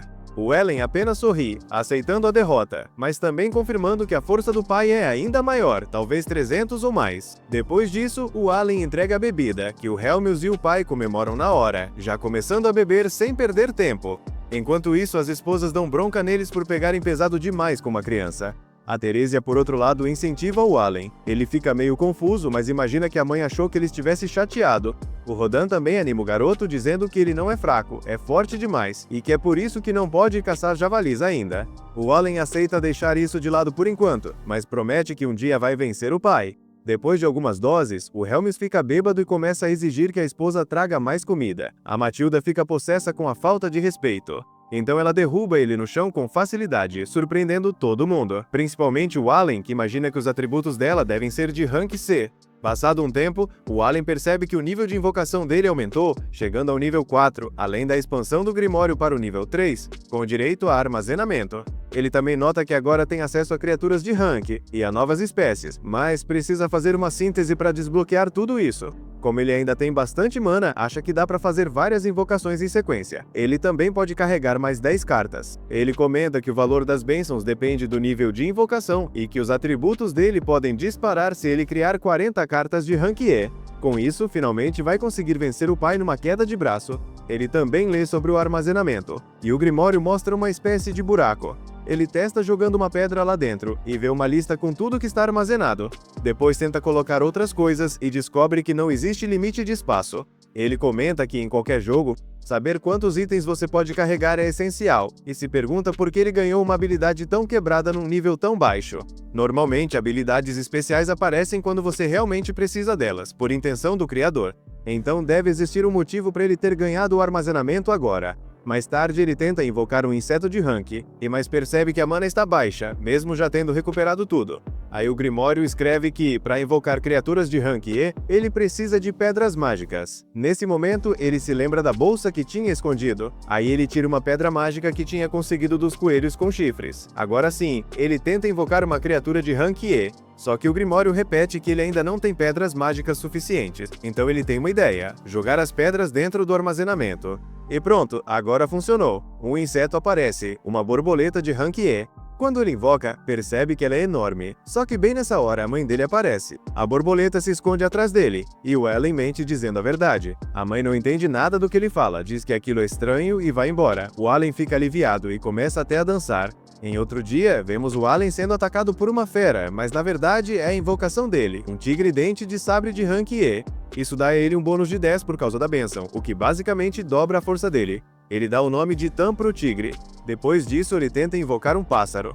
Mas nada acontece, até ele lembrar de colocar a pedra mágica. Aí a criatura aparece direto no livro, o que faz ele pensar que vai precisar juntar um monte de pedras mágicas. À tarde, o Allen comenta com o pai sobre os coelhos. O pai fica surpreso, mas diz que acha difícil eles ainda estarem por perto, já que alguns anos atrás cavaram uma vala em volta de toda a vila. Isso deixa o Allen meio desanimado, porque agora vai ser bem mais difícil conseguir pedras mágicas. Na manhã seguinte, enquanto o pessoal treinava, o Allen pergunta pro Helmius sobre as pedras mágicas. Ele explica que são pequenas gemas que ficam perto do coração dos monstros, e que servem principalmente para alimentar ferramentas mágicas. Essas ferramentas são objetos que funcionam quando usadas junto com pedras mágicas. Pelo que ele sabe, na capital real existem vários tipos delas. Ele também comenta que pedras de rank D e C ainda têm algum valor para quem vive na capital. Já as de rank são praticamente lixo, dá até para achar jogadas no chão. Para provar, ele anda um pouco, acha uma no chão e entrega pro Allen. O Allen fica pensativo, achando que talvez precise procurar pela vila inteira.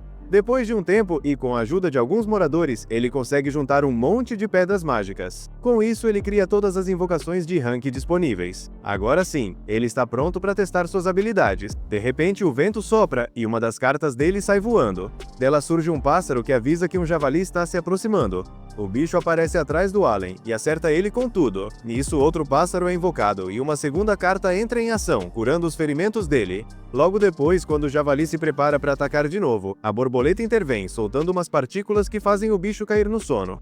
Em seguida, o Tam aparece e ataca a cabeça do javali. Juntos, eles conseguem derrotar a criatura. O Allen comemora todo empolgado. Mas então surge outro javali tentando acertar ele. Só que por sorte, uma criatura de pedra aparece para protegê-lo e derruba o bicho. Finalmente, depois de acabar com todas as feras, o Allen comemora a vitória, embora infelizmente tudo aquilo fosse só uma ilusão. Ciente de que aquilo não passou de um produto da imaginação dele, o Allen conta que nos últimos 6 anos, ficou pensando em como o invocador deveria lutar, mas agora ele percebe que estava pensando errado. Deitado na grama, ele decide que vai descobrir sozinho como tirar o máximo potencial de um invocador.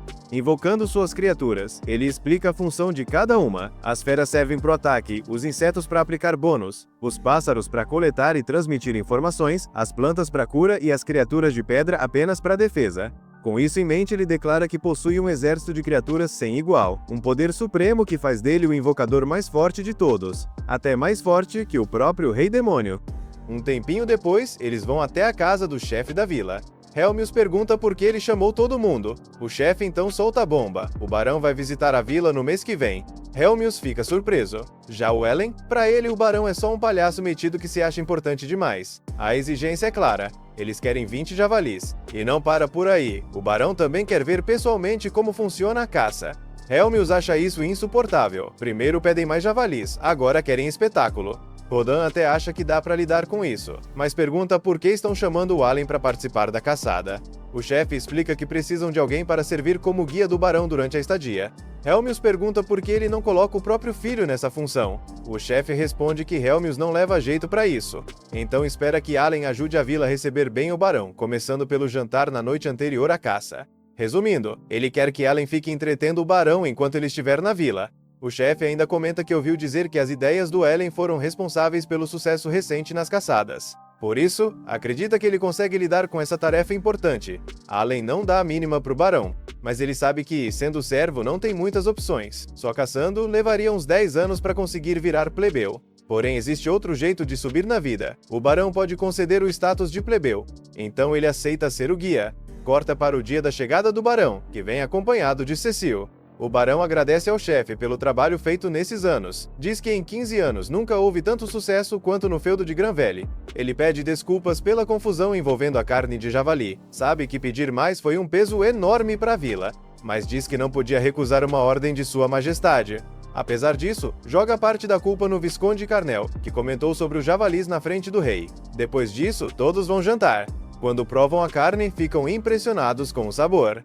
O barão pergunta de que animal é aquela carne, e Allen responde que é de um albacora caçado no dia anterior, justamente para servir o mais fresco possível ao barão. Ele se surpreende e pergunta ao chefe se Allen é filho dele. O chefe explica que ele é filho de Rodan, o caçador de javalis. Lord Granvelle comenta que por isso ele parecia familiar. Allen agradece e diz que será o guia do barão na caça do dia seguinte. O barão nota como ele é educado e pergunta se Rodan já foi membro da cavalaria. Mas o chefe esclarece que ele vem de uma família de servos. Cecil fica irritada e questiona por que deixaram um servo circular ali. O barão a repreende na hora, lembrando que os servos também são membros honrados do feudo. Cecil pede desculpas, mas lança um olhar cheio de desprezo para Allen. Granvelle então se dirige a Allen, esperando que ele esteja preparado para explicar os detalhes da caça de amanhã. Ele comenta que caçar 20 javalis por ano é algo bem ambicioso, e que se ficar difícil, os cavaleiros dele assumem. Allen pensa se isso significa que ele não confia na força dos servos. Cecil diz que só veio porque queria ver um javali de perto, mas que ver os cavaleiros em ação seria ainda melhor. O barão comenta que depois de Allen explicar o básico, os cavaleiros podem assumir a caça. Mas Allen responde com confiança: só 20 javalis? Isso é pouco. Amanhã eu provo isso para vocês na prática. Chega o dia da caçada. O barão pede para Granvelle cuidar da Cecil, e assim que os portões se abrem, todos avançam em direção à floresta. No local, eles construíram uma torre para que o barão pudesse assistir tudo com segurança. Lá de cima, ele comenta que a vista é excelente. Os caçadores chegam. O barão repara que todos estão usando armaduras. Allen explica que elas foram feitas com os javalis caçados no ano anterior. Ele até agradece, em nome dos caçadores, por terem autorizado o uso. De repente, o barão vê um grupo entrando na floresta. Allen explica que são os batedores. O trabalho deles é atrair os javalis até a área de caça. Ele pede paciência, já que isso leva um tempo. O capitão pergunta como está o progresso da crena. Allen garante que ela está indo muito bem. O capitão então pede que ele avise que será enviado um tutor para ajudá-la a estudar para o exame de admissão da academia. Só de imaginar isso, Allen dá uma risadinha. Nesse momento, os batedores voltam correndo, com um javali enorme atrás deles. Imediatamente, o grupo de contenção entra em ação e prende o animal. Allen vai explicando tudo em detalhes, qual é a função de cada grupo, o que cada um faz, até que trabalhando juntos conseguem abater o javali. Cecil começa a passar mal ao ver a cena, e acaba desmaiando. Depois que finalizam o javali, os caçadores comemoram. Mas logo aparecem mais 2 batedores, com 2 javalis vindo atrás. O capitão acha que eles não vão dar conta. Ele ordena que Libran se prepare para ajudar, mas Allen o interrompe e pede que ele observe com calma e confie nos caçadores. E não é que eles conseguem? Contém um javali, depois o outro e finalizam os 2. Cecil acorda bem na hora, mas ao ver toda aquela cena cheia de sangue, desmaia de novo. Com todos os javalis no chão, Allen declara a caçada encerrada, embora admita que ficou nervoso naquela última investida dupla. O barão pergunta: então agora faltam 17 javalis, certo? Allen esclarece: na verdade não, só faltam 10. Já havíamos caçado 7 este ano antes da visita de vocês. Os 2 adultos ficam impressionados. Allen ainda diz que não será necessário o apoio dos cavaleiros. O capitão agradece pelas palavras. Mudando de assunto, Allen diz que tem 2 pedidos ao barão. O primeiro, autorização para construir mais 2 muralhas de escudos, para aumentar a eficiência da caça. O segundo, permissão para adquirir mercadorias que não existem na vila, e autorização para comercializar bebida alcoólica entre os servos. O barão pergunta o motivo. Allen explica que com o aumento na quantidade de javalis caçados, existe o risco de excesso de carne no mercado, o que poderia desvalorizar o produto. Então trocar a carne por bebida importada ajudaria a manter o equilíbrio econômico. O barão pergunta por que ele escolheu bebida. Allen olha para Granvelle e diz que ele certamente entende. Explica que os caçadores arriscam a vida. Para manter o moral alto, um pouco de bebida ajuda bastante. O capitão Granvelle considera o pedido totalmente justo. O barão promete analisar a solicitação. Depois disso, ele parabeniza Allen pelo trabalho extraordinário daquele dia. O barão e sua comitiva se preparam para partir. Cecil, arrogante como sempre, ainda tenta provocar Allen, mas por causa disso, quase cai do cavalo sendo salva por pouco pelo mordomo. Morrendo de vergonha, ela vira o rosto com arrogância e vai embora sem dizer nada. Ellen fica confuso e só pensa: vai logo pra sua vidinha confortável na cidade, e tomara que eu nunca mais precise te ver. De volta à casa do chefe, o barão se dirige a Rodan, Elmius e Allen. Depois do que viu, ele os parabeniza pela habilidade incrível na caça. Como bom barão, diz que vai recompensá-los. Allen sonha com a promoção para plebeus. E então o barão anuncia: ele eleva os dois e suas famílias ao status de plebeus, esperando que continuem trabalhando duro. Eles ficam sem palavras. Agradecem emocionados. Allen comemora, dizendo adeus à vida de servo. Agora poderão caçar além dos limites da vila, e já planejam ir até as montanhas do Dragão Branco para caçar dragões. Mas ainda tem mais. Qualquer servo que tenha participado da caça por mais de 10 anos também poderá receber o mesmo status, cabendo a eles decidir quem merece. Até aí, tudo certo com o que o rei pediu. Mas o barão lembra que havia mais uma exigência. O rei quer promover a vila de Crena como exemplo para o reino. Por isso quer ouvir a história da caça. Esse assunto é delicado. Rodan e Elmius se oferecem para contar. Tudo começou na primavera, 13 anos atrás. 100 servos foram realocados para desenvolver aquela terra. Em 6 meses, já tinham limpado boa parte da floresta. Mas, perto do outono, veio o desastre. Um javali apareceu e devorou toda a comida que eles tinham guardado para o inverno. Muitos servos decidiram atravessar a fronteira para buscar comida nas antigas vilas, mas quem fazia isso não podia voltar. Foi então que Rodan tomou a palavra. Ele propôs que caçassem javalis para conseguir carne. Todos se uniram com o que tinham em mãos, e conseguiram abater um único javali. Para o barão, essa é uma história de orgulho, mas eles tinham perdido um amigo. Ao matar o javali, foi como se tivessem passado por uma provação dos deuses. Os ferimentos deles se curaram. Só que o amigo não sobreviveu, e Rodan carrega essa culpa até hoje. Foi por isso que ele protegeu o plebeu naquela ocasião. O barão lamenta ao ouvir isso. Mesmo assim, reconhece que sem Rodan, a vila nunca teria se tornado o que é hoje. Então decide honrar sua bravura com mais uma recompensa. Ele diz que Rodan pode pedir qualquer coisa. Allen cochicha para o pai pedir bebida, mas Rodan pede outra coisa. Ele quer que o filho trabalhe na propriedade do barão. Diz que Ellen é muito mais inteligente do que ele jamais foi e que qualquer trabalho lá ajudaria no futuro dele. Allen, por dentro, não quer isso. O barão fica pensativo. Até Sebas, o mordomo, acha que é uma boa ideia. Mas isso significaria tirar a liberdade do Allen. Então o barão tem uma ideia: torná-lo servo da família Granvelle. Todo mundo fica em choque. Cecil reclama na hora, dizendo que não quer um servo na casa dela. Mas o barão corrige: ele não é mais servo, agora é plebeu. Allen tenta pensar numa saída, mas vê o pai chorando de felicidade por ele. E aí, ele não consegue recusar, então aceita trabalhar como servo da família. No dia seguinte, Therese ajuda Allen a se vestir. A família inteira está triste com a partida dele. Quando ele sai, os amigos aparecem para se despedir. Crena pergunta se ele realmente vai embora. Allen responde que sim, e pede para ela se cuidar. Vendo que ela está abatida, ele propõe uma última luta entre eles. Crena aceita. Os dois se posicionam diante dos pais, gritam seus nomes e começam o combate. Crena ataca primeiro, mas Allen bloqueia e contra-ataca. Os pais ficam emocionados vendo aquela despedida em forma de duelo. Logo percebem que Ellen está levando vantagem. Todo mundo fica impressionado. Então Ellen revela que usou quase todas as pedras mágicas que acumulou para criar 20 cópias de pássaros e aumentar sua agilidade. Enquanto luta, ele pensa que logo Crena vai para a academia, depois pode entrar para o serviço real. Talvez nunca mais se vejam. Por isso ele quer se despedir do jeito certo. Num movimento rápido, ele gira a espada, neutraliza Crena e vence. Ela fica surpresa por ter sido derrotada. Mas Allen sugere que considerem empate e promete que decidirão o verdadeiro vencedor no próximo reencontro. Crena aceita, sorrindo. Esse sorriso tranquiliza o coração dele. Depois da luta, eles se despedem de vez. Nisso, Helmius e Dogora chegam. Dogora entrega a Allen uma adaga de presente e vai embora sem dizer muita coisa. Após se despedir de todos, Allen parte com os pais. No caminho, o pai diz para ele trabalhar duro e ir longe. Allen promete que vai.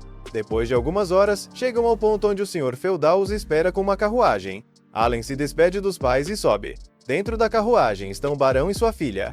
Ao olhar pela janela, ele vê a mãe desabar em lágrimas. E não consegue evitar sentir o coração apertar. Ellen chega à casa do barão no meio de uma cidade enorme. Depois vemos o protagonista carregando Cecil para ela conseguir pegar uma fruta da árvore. Como Allen não alcança, ele sugere que ela suba nos ombros dele. Cecil acha a ideia boa, mas já avisa que se cair, vai bater nele. Mesmo assim, eles conseguem pegar a fruta. Só que Cecil acaba não gostando, porque as frutas da árvore são muito azedas. De qualquer forma, ela manda Allen ir ao mercado buscar outra fruta. Ele estava prestes a sair quando uma sombra cobre ele. Ao olhar para cima, vê um navio voando sobre a casa. É parecido com aquelas ferramentas movidas por pedras mágicas, mas Allen fica impressionado com o tamanho daquilo. No dia seguinte, Ellen acorda sentindo algo vindo de uma planta. Quando se aproxima, ele checa os status. Uma é Rank F e a outra Rank E. Isso deixa ele animado, mas antes ele vai tomar café da manhã. Na sala de jantar, conhecemos o chefe dos empregados, chamado Raquel. Ele pergunta se Allen já está se dando bem com a senhorita Cecil. Ellen responde que, mais ou menos. Raquel suspira e diz que essa é a vida de um servo, mas comenta que se ele fosse apenas um pajem, não exigiriam tanto dele. Allen pergunta qual é a diferença. Os servos de alto escalão incluem o mordomo, a governanta, o chefe de cozinha e a dama de companhia. Os de escalão inferior são cocheiro, cozinheiro, jardineiro e servo comum. Todos são considerados parte da família, mas os pajens só servem ocasionalmente. Com isso, Allen entende por que o pai dele chorou de alegria. O barão basicamente o tornou parte da família. A esposa do barão comenta como Allen aprendeu rápido a ser servo. Ele responde que deve tudo aos ensinamentos dos superiores. Ela diz que as maneiras dele vão muito além das de um simples servo. O barão concorda, mas também comenta que ele não tem talento. Ao ouvir isso, Cecil ri e diz que ela é uma feiticeira. Ellen reconhece que é um talento muito bom, de 2 estrelas. Cecil ainda acrescenta que o irmão mais velho dela, Mihai, é espadachim, mas o pai repreende ela por ficar se gabando. Já o irmão Thomas é o único filho sem talento. O barão incentiva, dizendo que ele deveria frequentar a escola de nobres. Mas Thomas quer ir para a cidade acadêmica, assim como Mihai. Só que apenas pessoas com talento podem estudar lá, e o próprio barão também não tem talento. Por isso ele foi para a escola de nobres, onde acabou conhecendo a mãe deles. Mais tarde, no tempo livre, Allen sai para passear e percebe como tudo é diferente da cidadezinha onde vivia.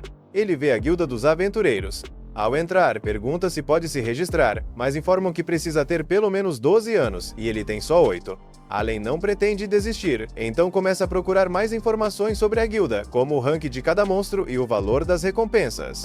Nisso, um aventureiro se aproxima e avisa que aquele lugar não é um parquinho. Allen pede desculpas e já ia sair, mas aproveita para perguntar por que algumas recompensas não têm local de aparição marcado. O homem explica que é porque esses monstros podem aparecer praticamente em qualquer lugar. Depois disso, manda ele voltar para casa. Mas antes de ir embora, Ellen faz mais uma pergunta. Ele pergunta como a guilda define o rank de cada monstro. O cara explica que quanto mais longe da cidade, mais forte os monstros ficam. Os de rank mais alto vivem perto das montanhas do Dragão Branco. Allen sorri, todo confiante. Então ele aponta para algumas missões e pergunta por que ninguém aceitou aquelas ainda.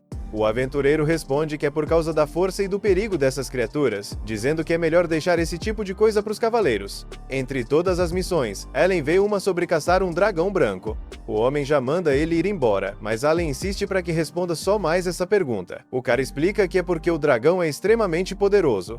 Porém, existem grandes depósitos de mitril nas montanhas do Dragão Branco, e algumas pessoas querem minerar lá.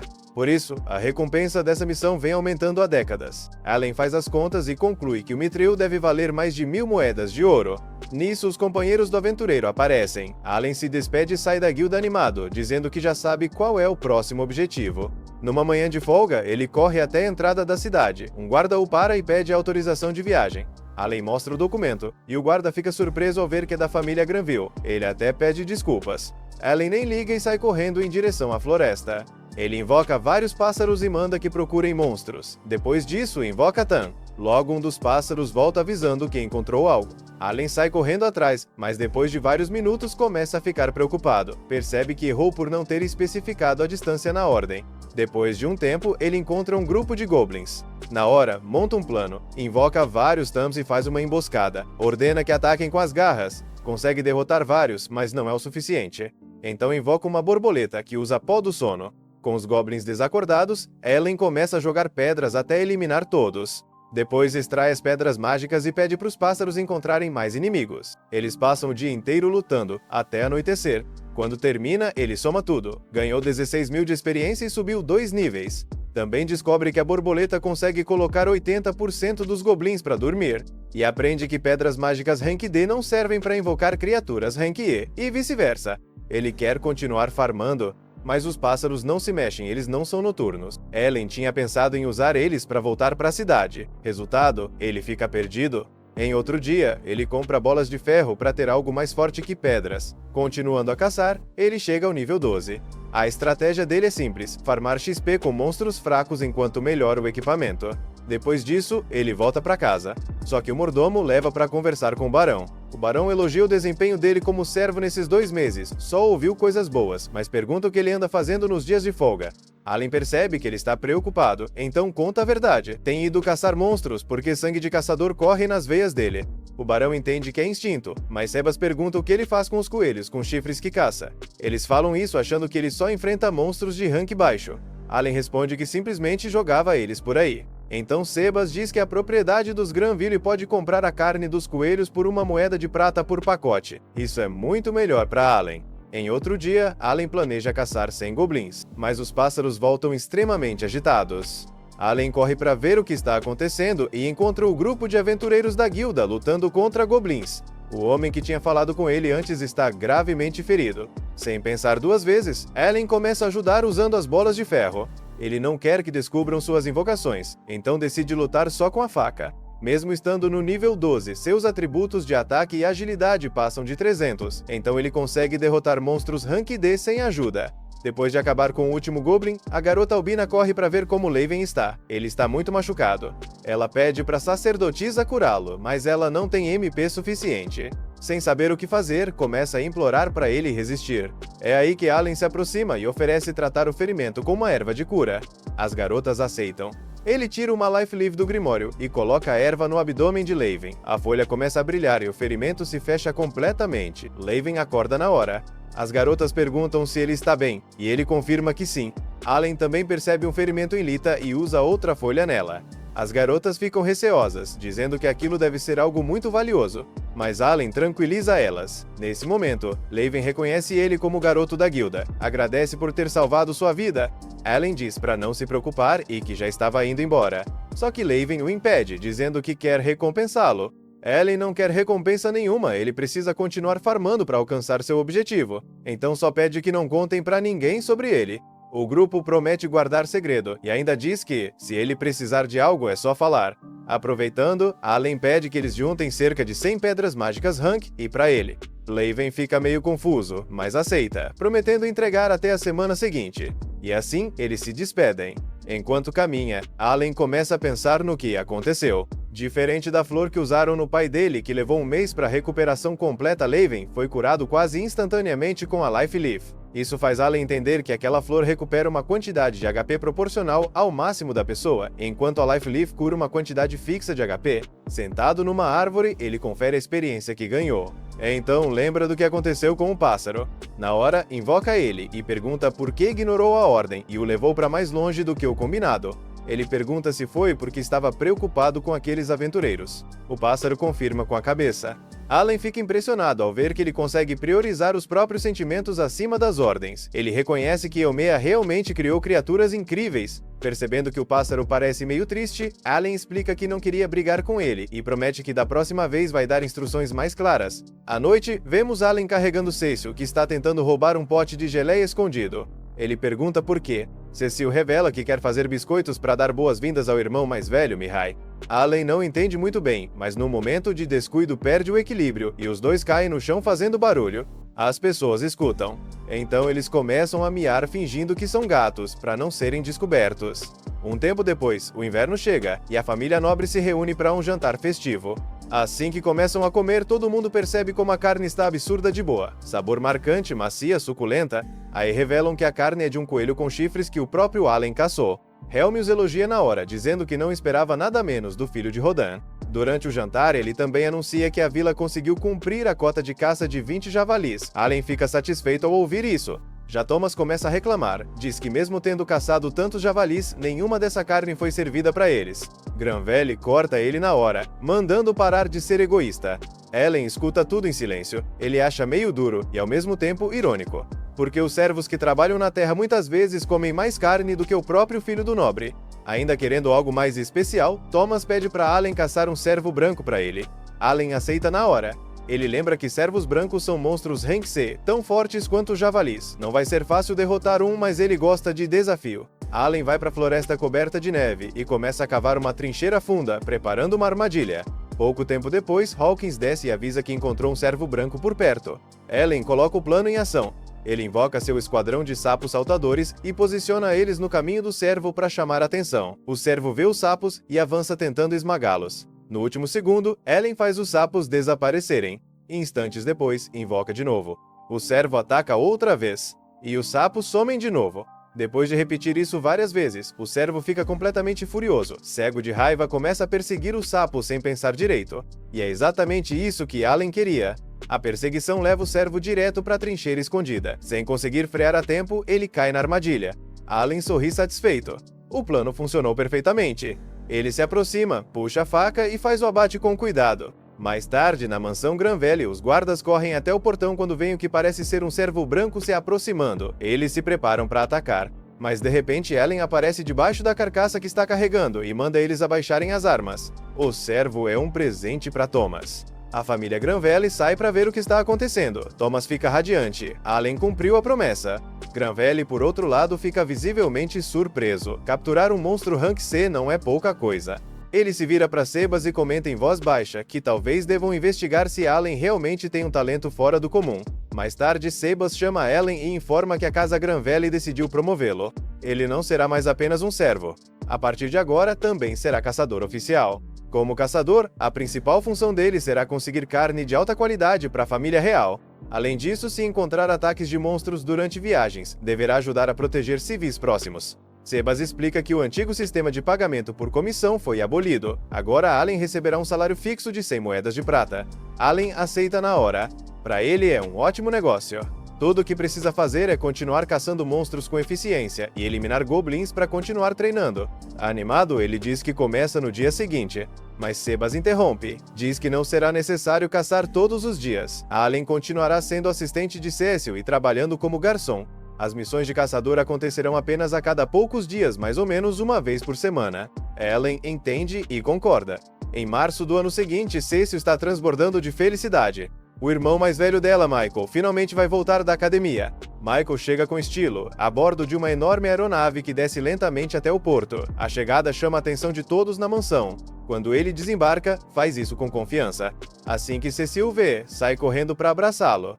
Ellen observa de longe, um pouco surpreso com o quanto os dois se dão bem. Ele lembra que Michael entrou na academia ainda jovem, então agora deve ter uns 14 anos. Mas ele parece muito mais maduro do que Ellen imaginava. Ellen se aproxima educadamente e se oferece para carregar a bagagem. Se apresenta como novo servo e também como caçador da casa. Michael fica genuinamente surpreso ao saber que alguém da idade de Ellen tem tantas responsabilidades. Conclui que ele deve ser extremamente talentoso. Antes que Ellen responda, Michael entrega um presente para Cecil, trazido da capital. Ela recebe super animada e começa a falar empolgada sobre tudo que vão fazer juntos. Observando a cena, Allen sente uma pontada de nostalgia. Aquilo faz lembrar da própria família. Ele se pergunta se estão bem e torce para que estejam vivendo em paz. Mais tarde, durante uma caçada, Ellen captura um galo gigante e leva de volta. O chefe fica impressionado com o tamanho e a qualidade, elogiando como mais uma excelente captura. Ele sugere preparar algo especial para o jantar de boas-vindas de Michael. Hickel então avisa que Helmius e Michael estão duelando. Ao ouvir isso, todo mundo corre para assistir. Ellen observa com atenção, é a primeira vez que vê Helmius lutar de espada. O duelo se estende por um bom tempo, e Ellen fica surpreso ao ver que Michael consegue acompanhar Helmius. No fim, os dois decidem encerrar a luta. Depois do duelo, Michael nota a presa enorme que Ellen trouxe. Impressionado com a força dele, propõe um spar amistoso entre os dois. Helmius chama Allen e entrega uma espada.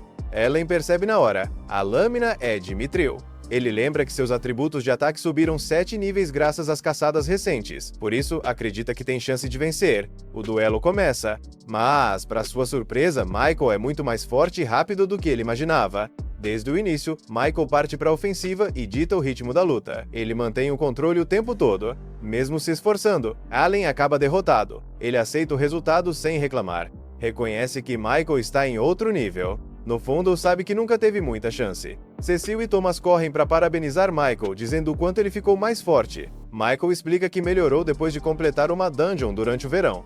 Também comenta que recebeu treinamento pessoal de esgrima com Barg, o famoso mestre da espada. Ellen ouve isso em silêncio e pensa, então é assim que deve ser viver no modo fácil. Antes de ir embora, Michael avisa que só voltará no verão seguinte. Ao ouvir isso, Ellen pede para Michael prometer que, quando ele voltar, os dois vão duelar de novo. Michael aceita. Mas, em troca, pede que Ellen cuide bem da Cecil até lá. O tempo passa, e Ellen começa a ficar cada vez mais frustrado com sua posição como servo da Cecil. O objetivo dele é claro, tirar a família da pobreza o mais rápido possível. Se tivesse liberdade, ele caçaria monstros todos os dias. Ele começa a pensar seriamente em como poderia pedir demissão sem envergonhar o pai ou manchar a reputação da família.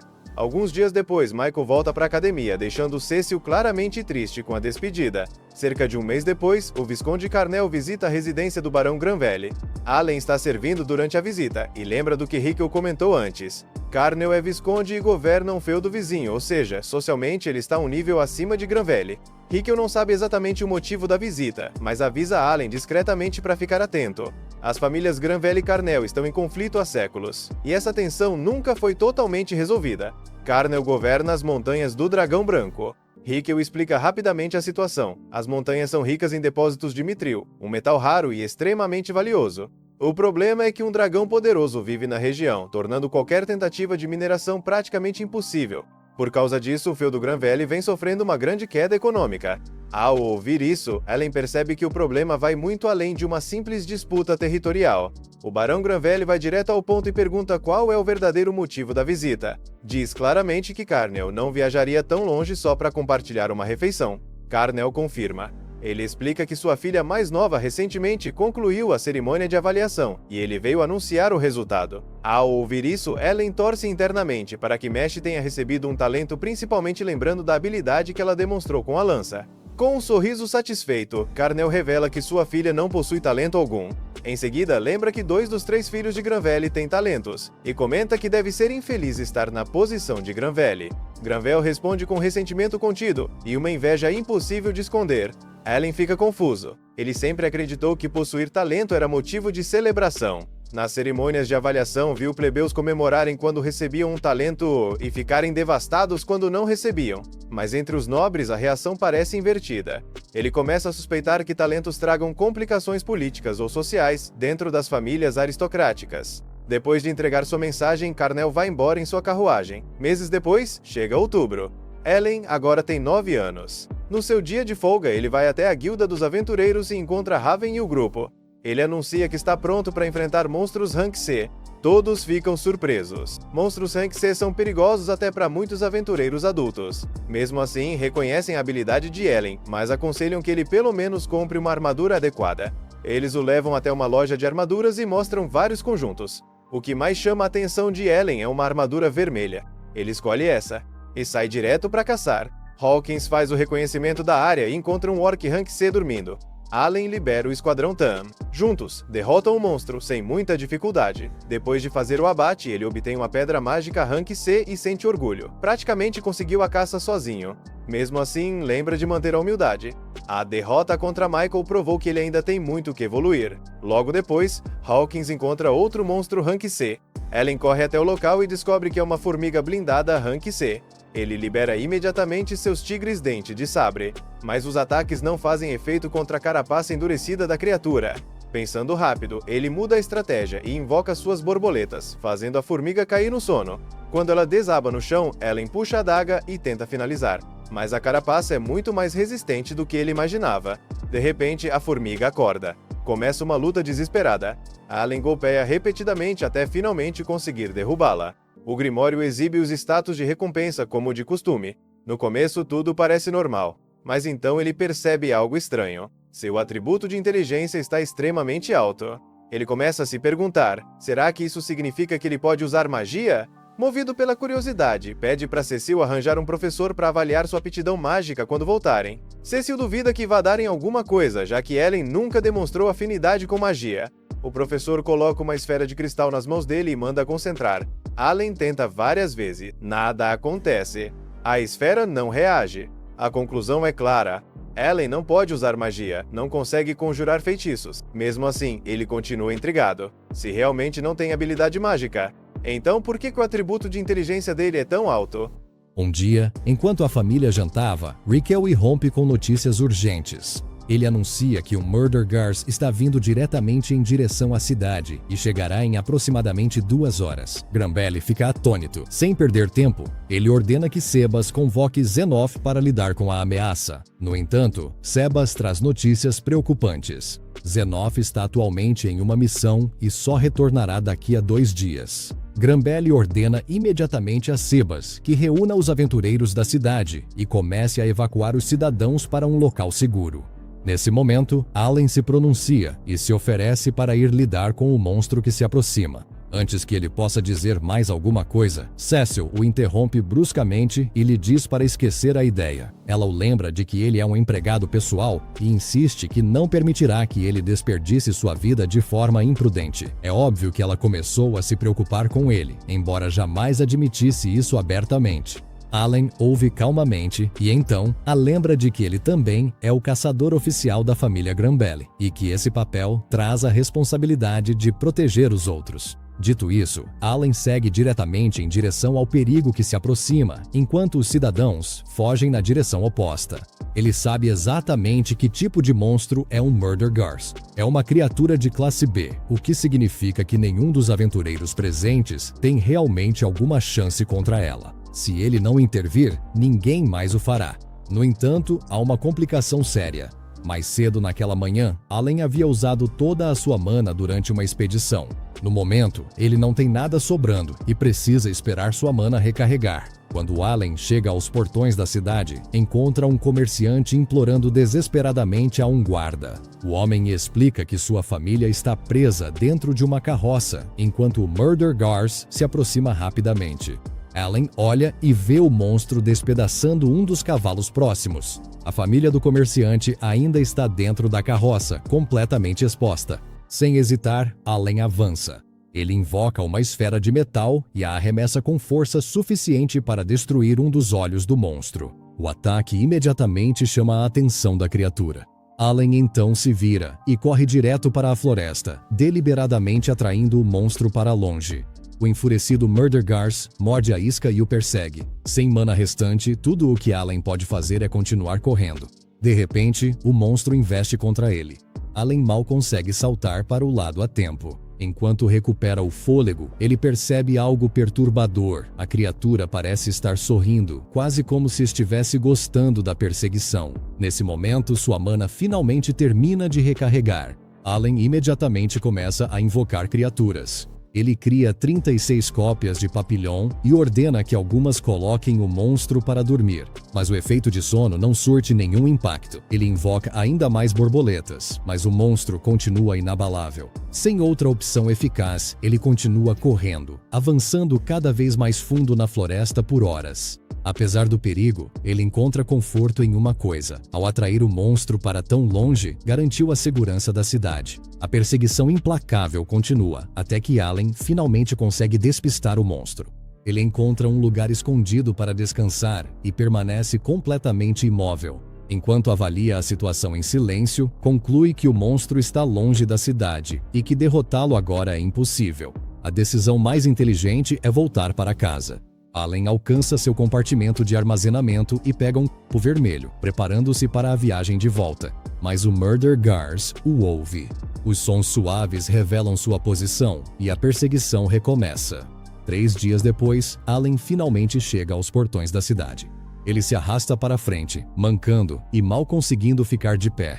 Um dos guardas o percebe e corre até ele, segurando-o pouco antes de suas pernas cederem. Algum tempo depois, Allen acorda dentro da casa da família Grambelli. Cecil e Sebas estão ao lado de sua cama. Cecil imediatamente o repreende, reclamando sobre o quanto ele a fez se preocupar. Allen pede desculpas em voz baixa. Sebas pergunta se Alan se lembra de como conseguiu voltar. Alan assente com a cabeça e explica que os Murder Gars o perseguiram pela floresta durante 3 dias inteiros. Sebas informa que Granbelé exigirá um relatório completo. Alan concorda. Algumas horas depois, Alan se apresenta diante de Granbelé e relata todo o incidente. Zenoff também está presente, ouvindo atentamente. Embora Alan não tenha derrotado os Murder Gars, Zenoff está claramente impressionado. Manter um monstro de Rank B ocupado por 3 dias sem ajuda não é uma conquista pequena. Em reconhecimento por suas ações, Granbelé recompensa Alan com 10 moedas de ouro. Além disso, a família de mercadores envia mais 10 moedas de ouro para agradecê-lo. Alan encara as moedas, sentindo-se empolgado. Com essa quantia, ele finalmente pode comprar uma nova espada de Mithril. No dia seguinte, Alan sai para caçar monstros. Carregando sua recém-adquirida espada de Mithril, ele não perde tempo em testá-la. O primeiro monstro que ele encontra cai mais rápido do que qualquer outro que já derrotou. Após coletar a pedra mágica, Alan decide fazer um pequeno experimento. Ele invoca 3 falcões. 2 permanecem no chão enquanto ele ordena que o terceiro voe alto no céu e se afaste bastante. Em seguida, ele retorna um dos falcões que estava no chão para o seu cartão. Na sua frente, ele coloca 3 objetos. Ele escolhe um, coloca-o em uma bolsa e mostra ao falcão restante qual objeto foi colocado dentro. Então, ele invoca novamente o falcão que havia sido guardado, aquele que nunca viu o objeto, e pergunta qual item está dentro. O falcão responde corretamente. Depois disso, Alan chama de volta o falcão que havia voado para longe e faz a mesma pergunta. Esse não faz ideia. Em seguida, ele convoca um falcão totalmente novo e faz a mesma pergunta. Surpreendentemente, esse falcão também dá a resposta correta. Por fim, ele convoca uma ave de uma espécie completamente diferente. Essa não consegue responder. Alan revisa tudo cuidadosamente e chega a uma conclusão importante. Invocações da mesma espécie compartilham seu conhecimento. Novas invocações dessa espécie já são criadas carregando essa informação compartilhada. No entanto, criaturas de espécies diferentes não têm acesso a esse conhecimento. O significado completo o atinge. Quando uma de suas invocações morre, tudo o que ela aprendeu é passado para a próxima. Suas invocações são muito mais poderosas do que ele imaginava. Alguns meses depois, Mihai retorna para uma visita. Os dois são vistos treinando juntos. Apesar de todo o esforço que Alan fez caçando monstros de Rank C e subindo seu nível para 28, Mihai ainda o derrota em um duelo de espadas sem nem suar muito. Alan fica furioso, incapaz de entender o que ainda lhe falta. Mais tarde naquela noite, a família Granbelé está reunida quando um dos guardas entra às pressas com notícias urgentes. Ele anuncia que o dragão branco migrou. A sala inteira fica em silêncio. Até mesmo Granbelé parece abalado. Ele pergunta em que direção o dragão estava indo. O guarda explica que uma testemunha viu o dragão deixar seu ninho e voar em direção ao domínio Carnel. Granbelé pensa sobre isso antes de decidir que a notícia pode, na verdade, ser boa. O dragão branco é exatamente o motivo pelo qual a mineração de Mithril tem sido impossível por quase 100 anos. Agora que o dragão se foi, eles talvez finalmente possam minerar novamente. No entanto, Zenoff rapidamente traz todos de volta à realidade. Ele explica que eles não podem simplesmente entrar na floresta e começar a minerar. A área ainda está cheia de orcs perigosos e muitos outros monstros. Antes que qualquer mineração possa começar, a floresta terá que ser completamente limpa. Miel pergunta a Zenoff se ele pode ajudar a eliminar os monstros. Zenoff recusa, explicando que o dragão branco pode voltar a qualquer momento. Além disso, as montanhas estão cheias de monstros de alto escalão que exigem sua atenção. Enquanto Alan ouve, sente um nó apertar em seu estômago. Se a floresta for limpa, ele perderá seus campos de caça. Todos os monstros dos quais ele depende para ganhar experiência vão desaparecer. Alan percebe que precisa de um plano, e rápido. Alguns dias depois, em seu dia de folga, ele viaja para longe da cidade. Seus pontos de mana estão completamente cheios, e ele adquiriu recentemente várias novas habilidades. Ele decide que hoje é o dia perfeito para analisar tudo o que agora pode fazer. A habilidade que mais lhe interessa se chama Compartilhar. Ele invoca Hawkins e a testa imediatamente. Assim que a habilidade é ativada, Alan percebe que consegue enxergar tanto pelos próprios olhos quanto pelos olhos de Hawkins ao mesmo tempo. Mas vai além disso. Ele também pode usar diretamente as habilidades especiais de suas invocações. Alan reconhece o quão poderosa essa habilidade pode ser. Ele tenta usá-la com 4 Hawkins ao mesmo tempo e funciona. Animado, ele tenta se conectar com o maior número possível de invocações. O resultado é imediato e doloroso. Uma forte enxaqueca o obriga a parar. Assim que a dor passa, ele estima que 5 invocações é o máximo que consegue controlar. Ainda assim, algo parece estranho. Ele pode invocar até 50 criaturas, então por que só consegue compartilhar com 5? Alan abre seu grimório e analisa cuidadosamente seus atributos. Seu atributo de inteligência está atualmente em 1111, e é isso que determina a capacidade da habilidade compartilhar. Para testar sua teoria, ele invoca 6 criaturas pássaro conhecidas por sua alta inteligência. Assim como ele previu, seu atributo de inteligência aumenta para 1250 e agora ele consegue manter o compartilhar com 6 invocações. Nesse momento, Alan finalmente entende o que os desenvolvedores pretendiam ao criar uma classe de invocador centrada em um atributo de inteligência extremamente alto. Recentemente, Alan também desbloqueou a habilidade de invocar monstros de Rank D. Ele invoca vários e testa o compartilhar novamente. Funciona perfeitamente. Isso o leva a outra conclusão. Não há mais motivo real para caçar monstros pessoalmente. Em vez disso, ele pode permanecer a uma distância segura e comandar suas invocações remotamente enquanto elas lutam. Ele decide testar a ideia imediatamente. Recostado, Alan dirige suas tropas enquanto elas se espalham pela área circundante, caçando monstros um após o outro. Tudo funciona exatamente como ele esperava. Em seguida, ele se concentra em uma nova e pequena invocação chamada Tataroth, que possui a habilidade de restaurar pontos de mana. Tataroth ativa sua habilidade e se transforma em uma pequena fruta. Alan pega o objeto. A fruta se dissolve em seu corpo, restaurando instantaneamente toda a sua mana. Essa descoberta é enorme.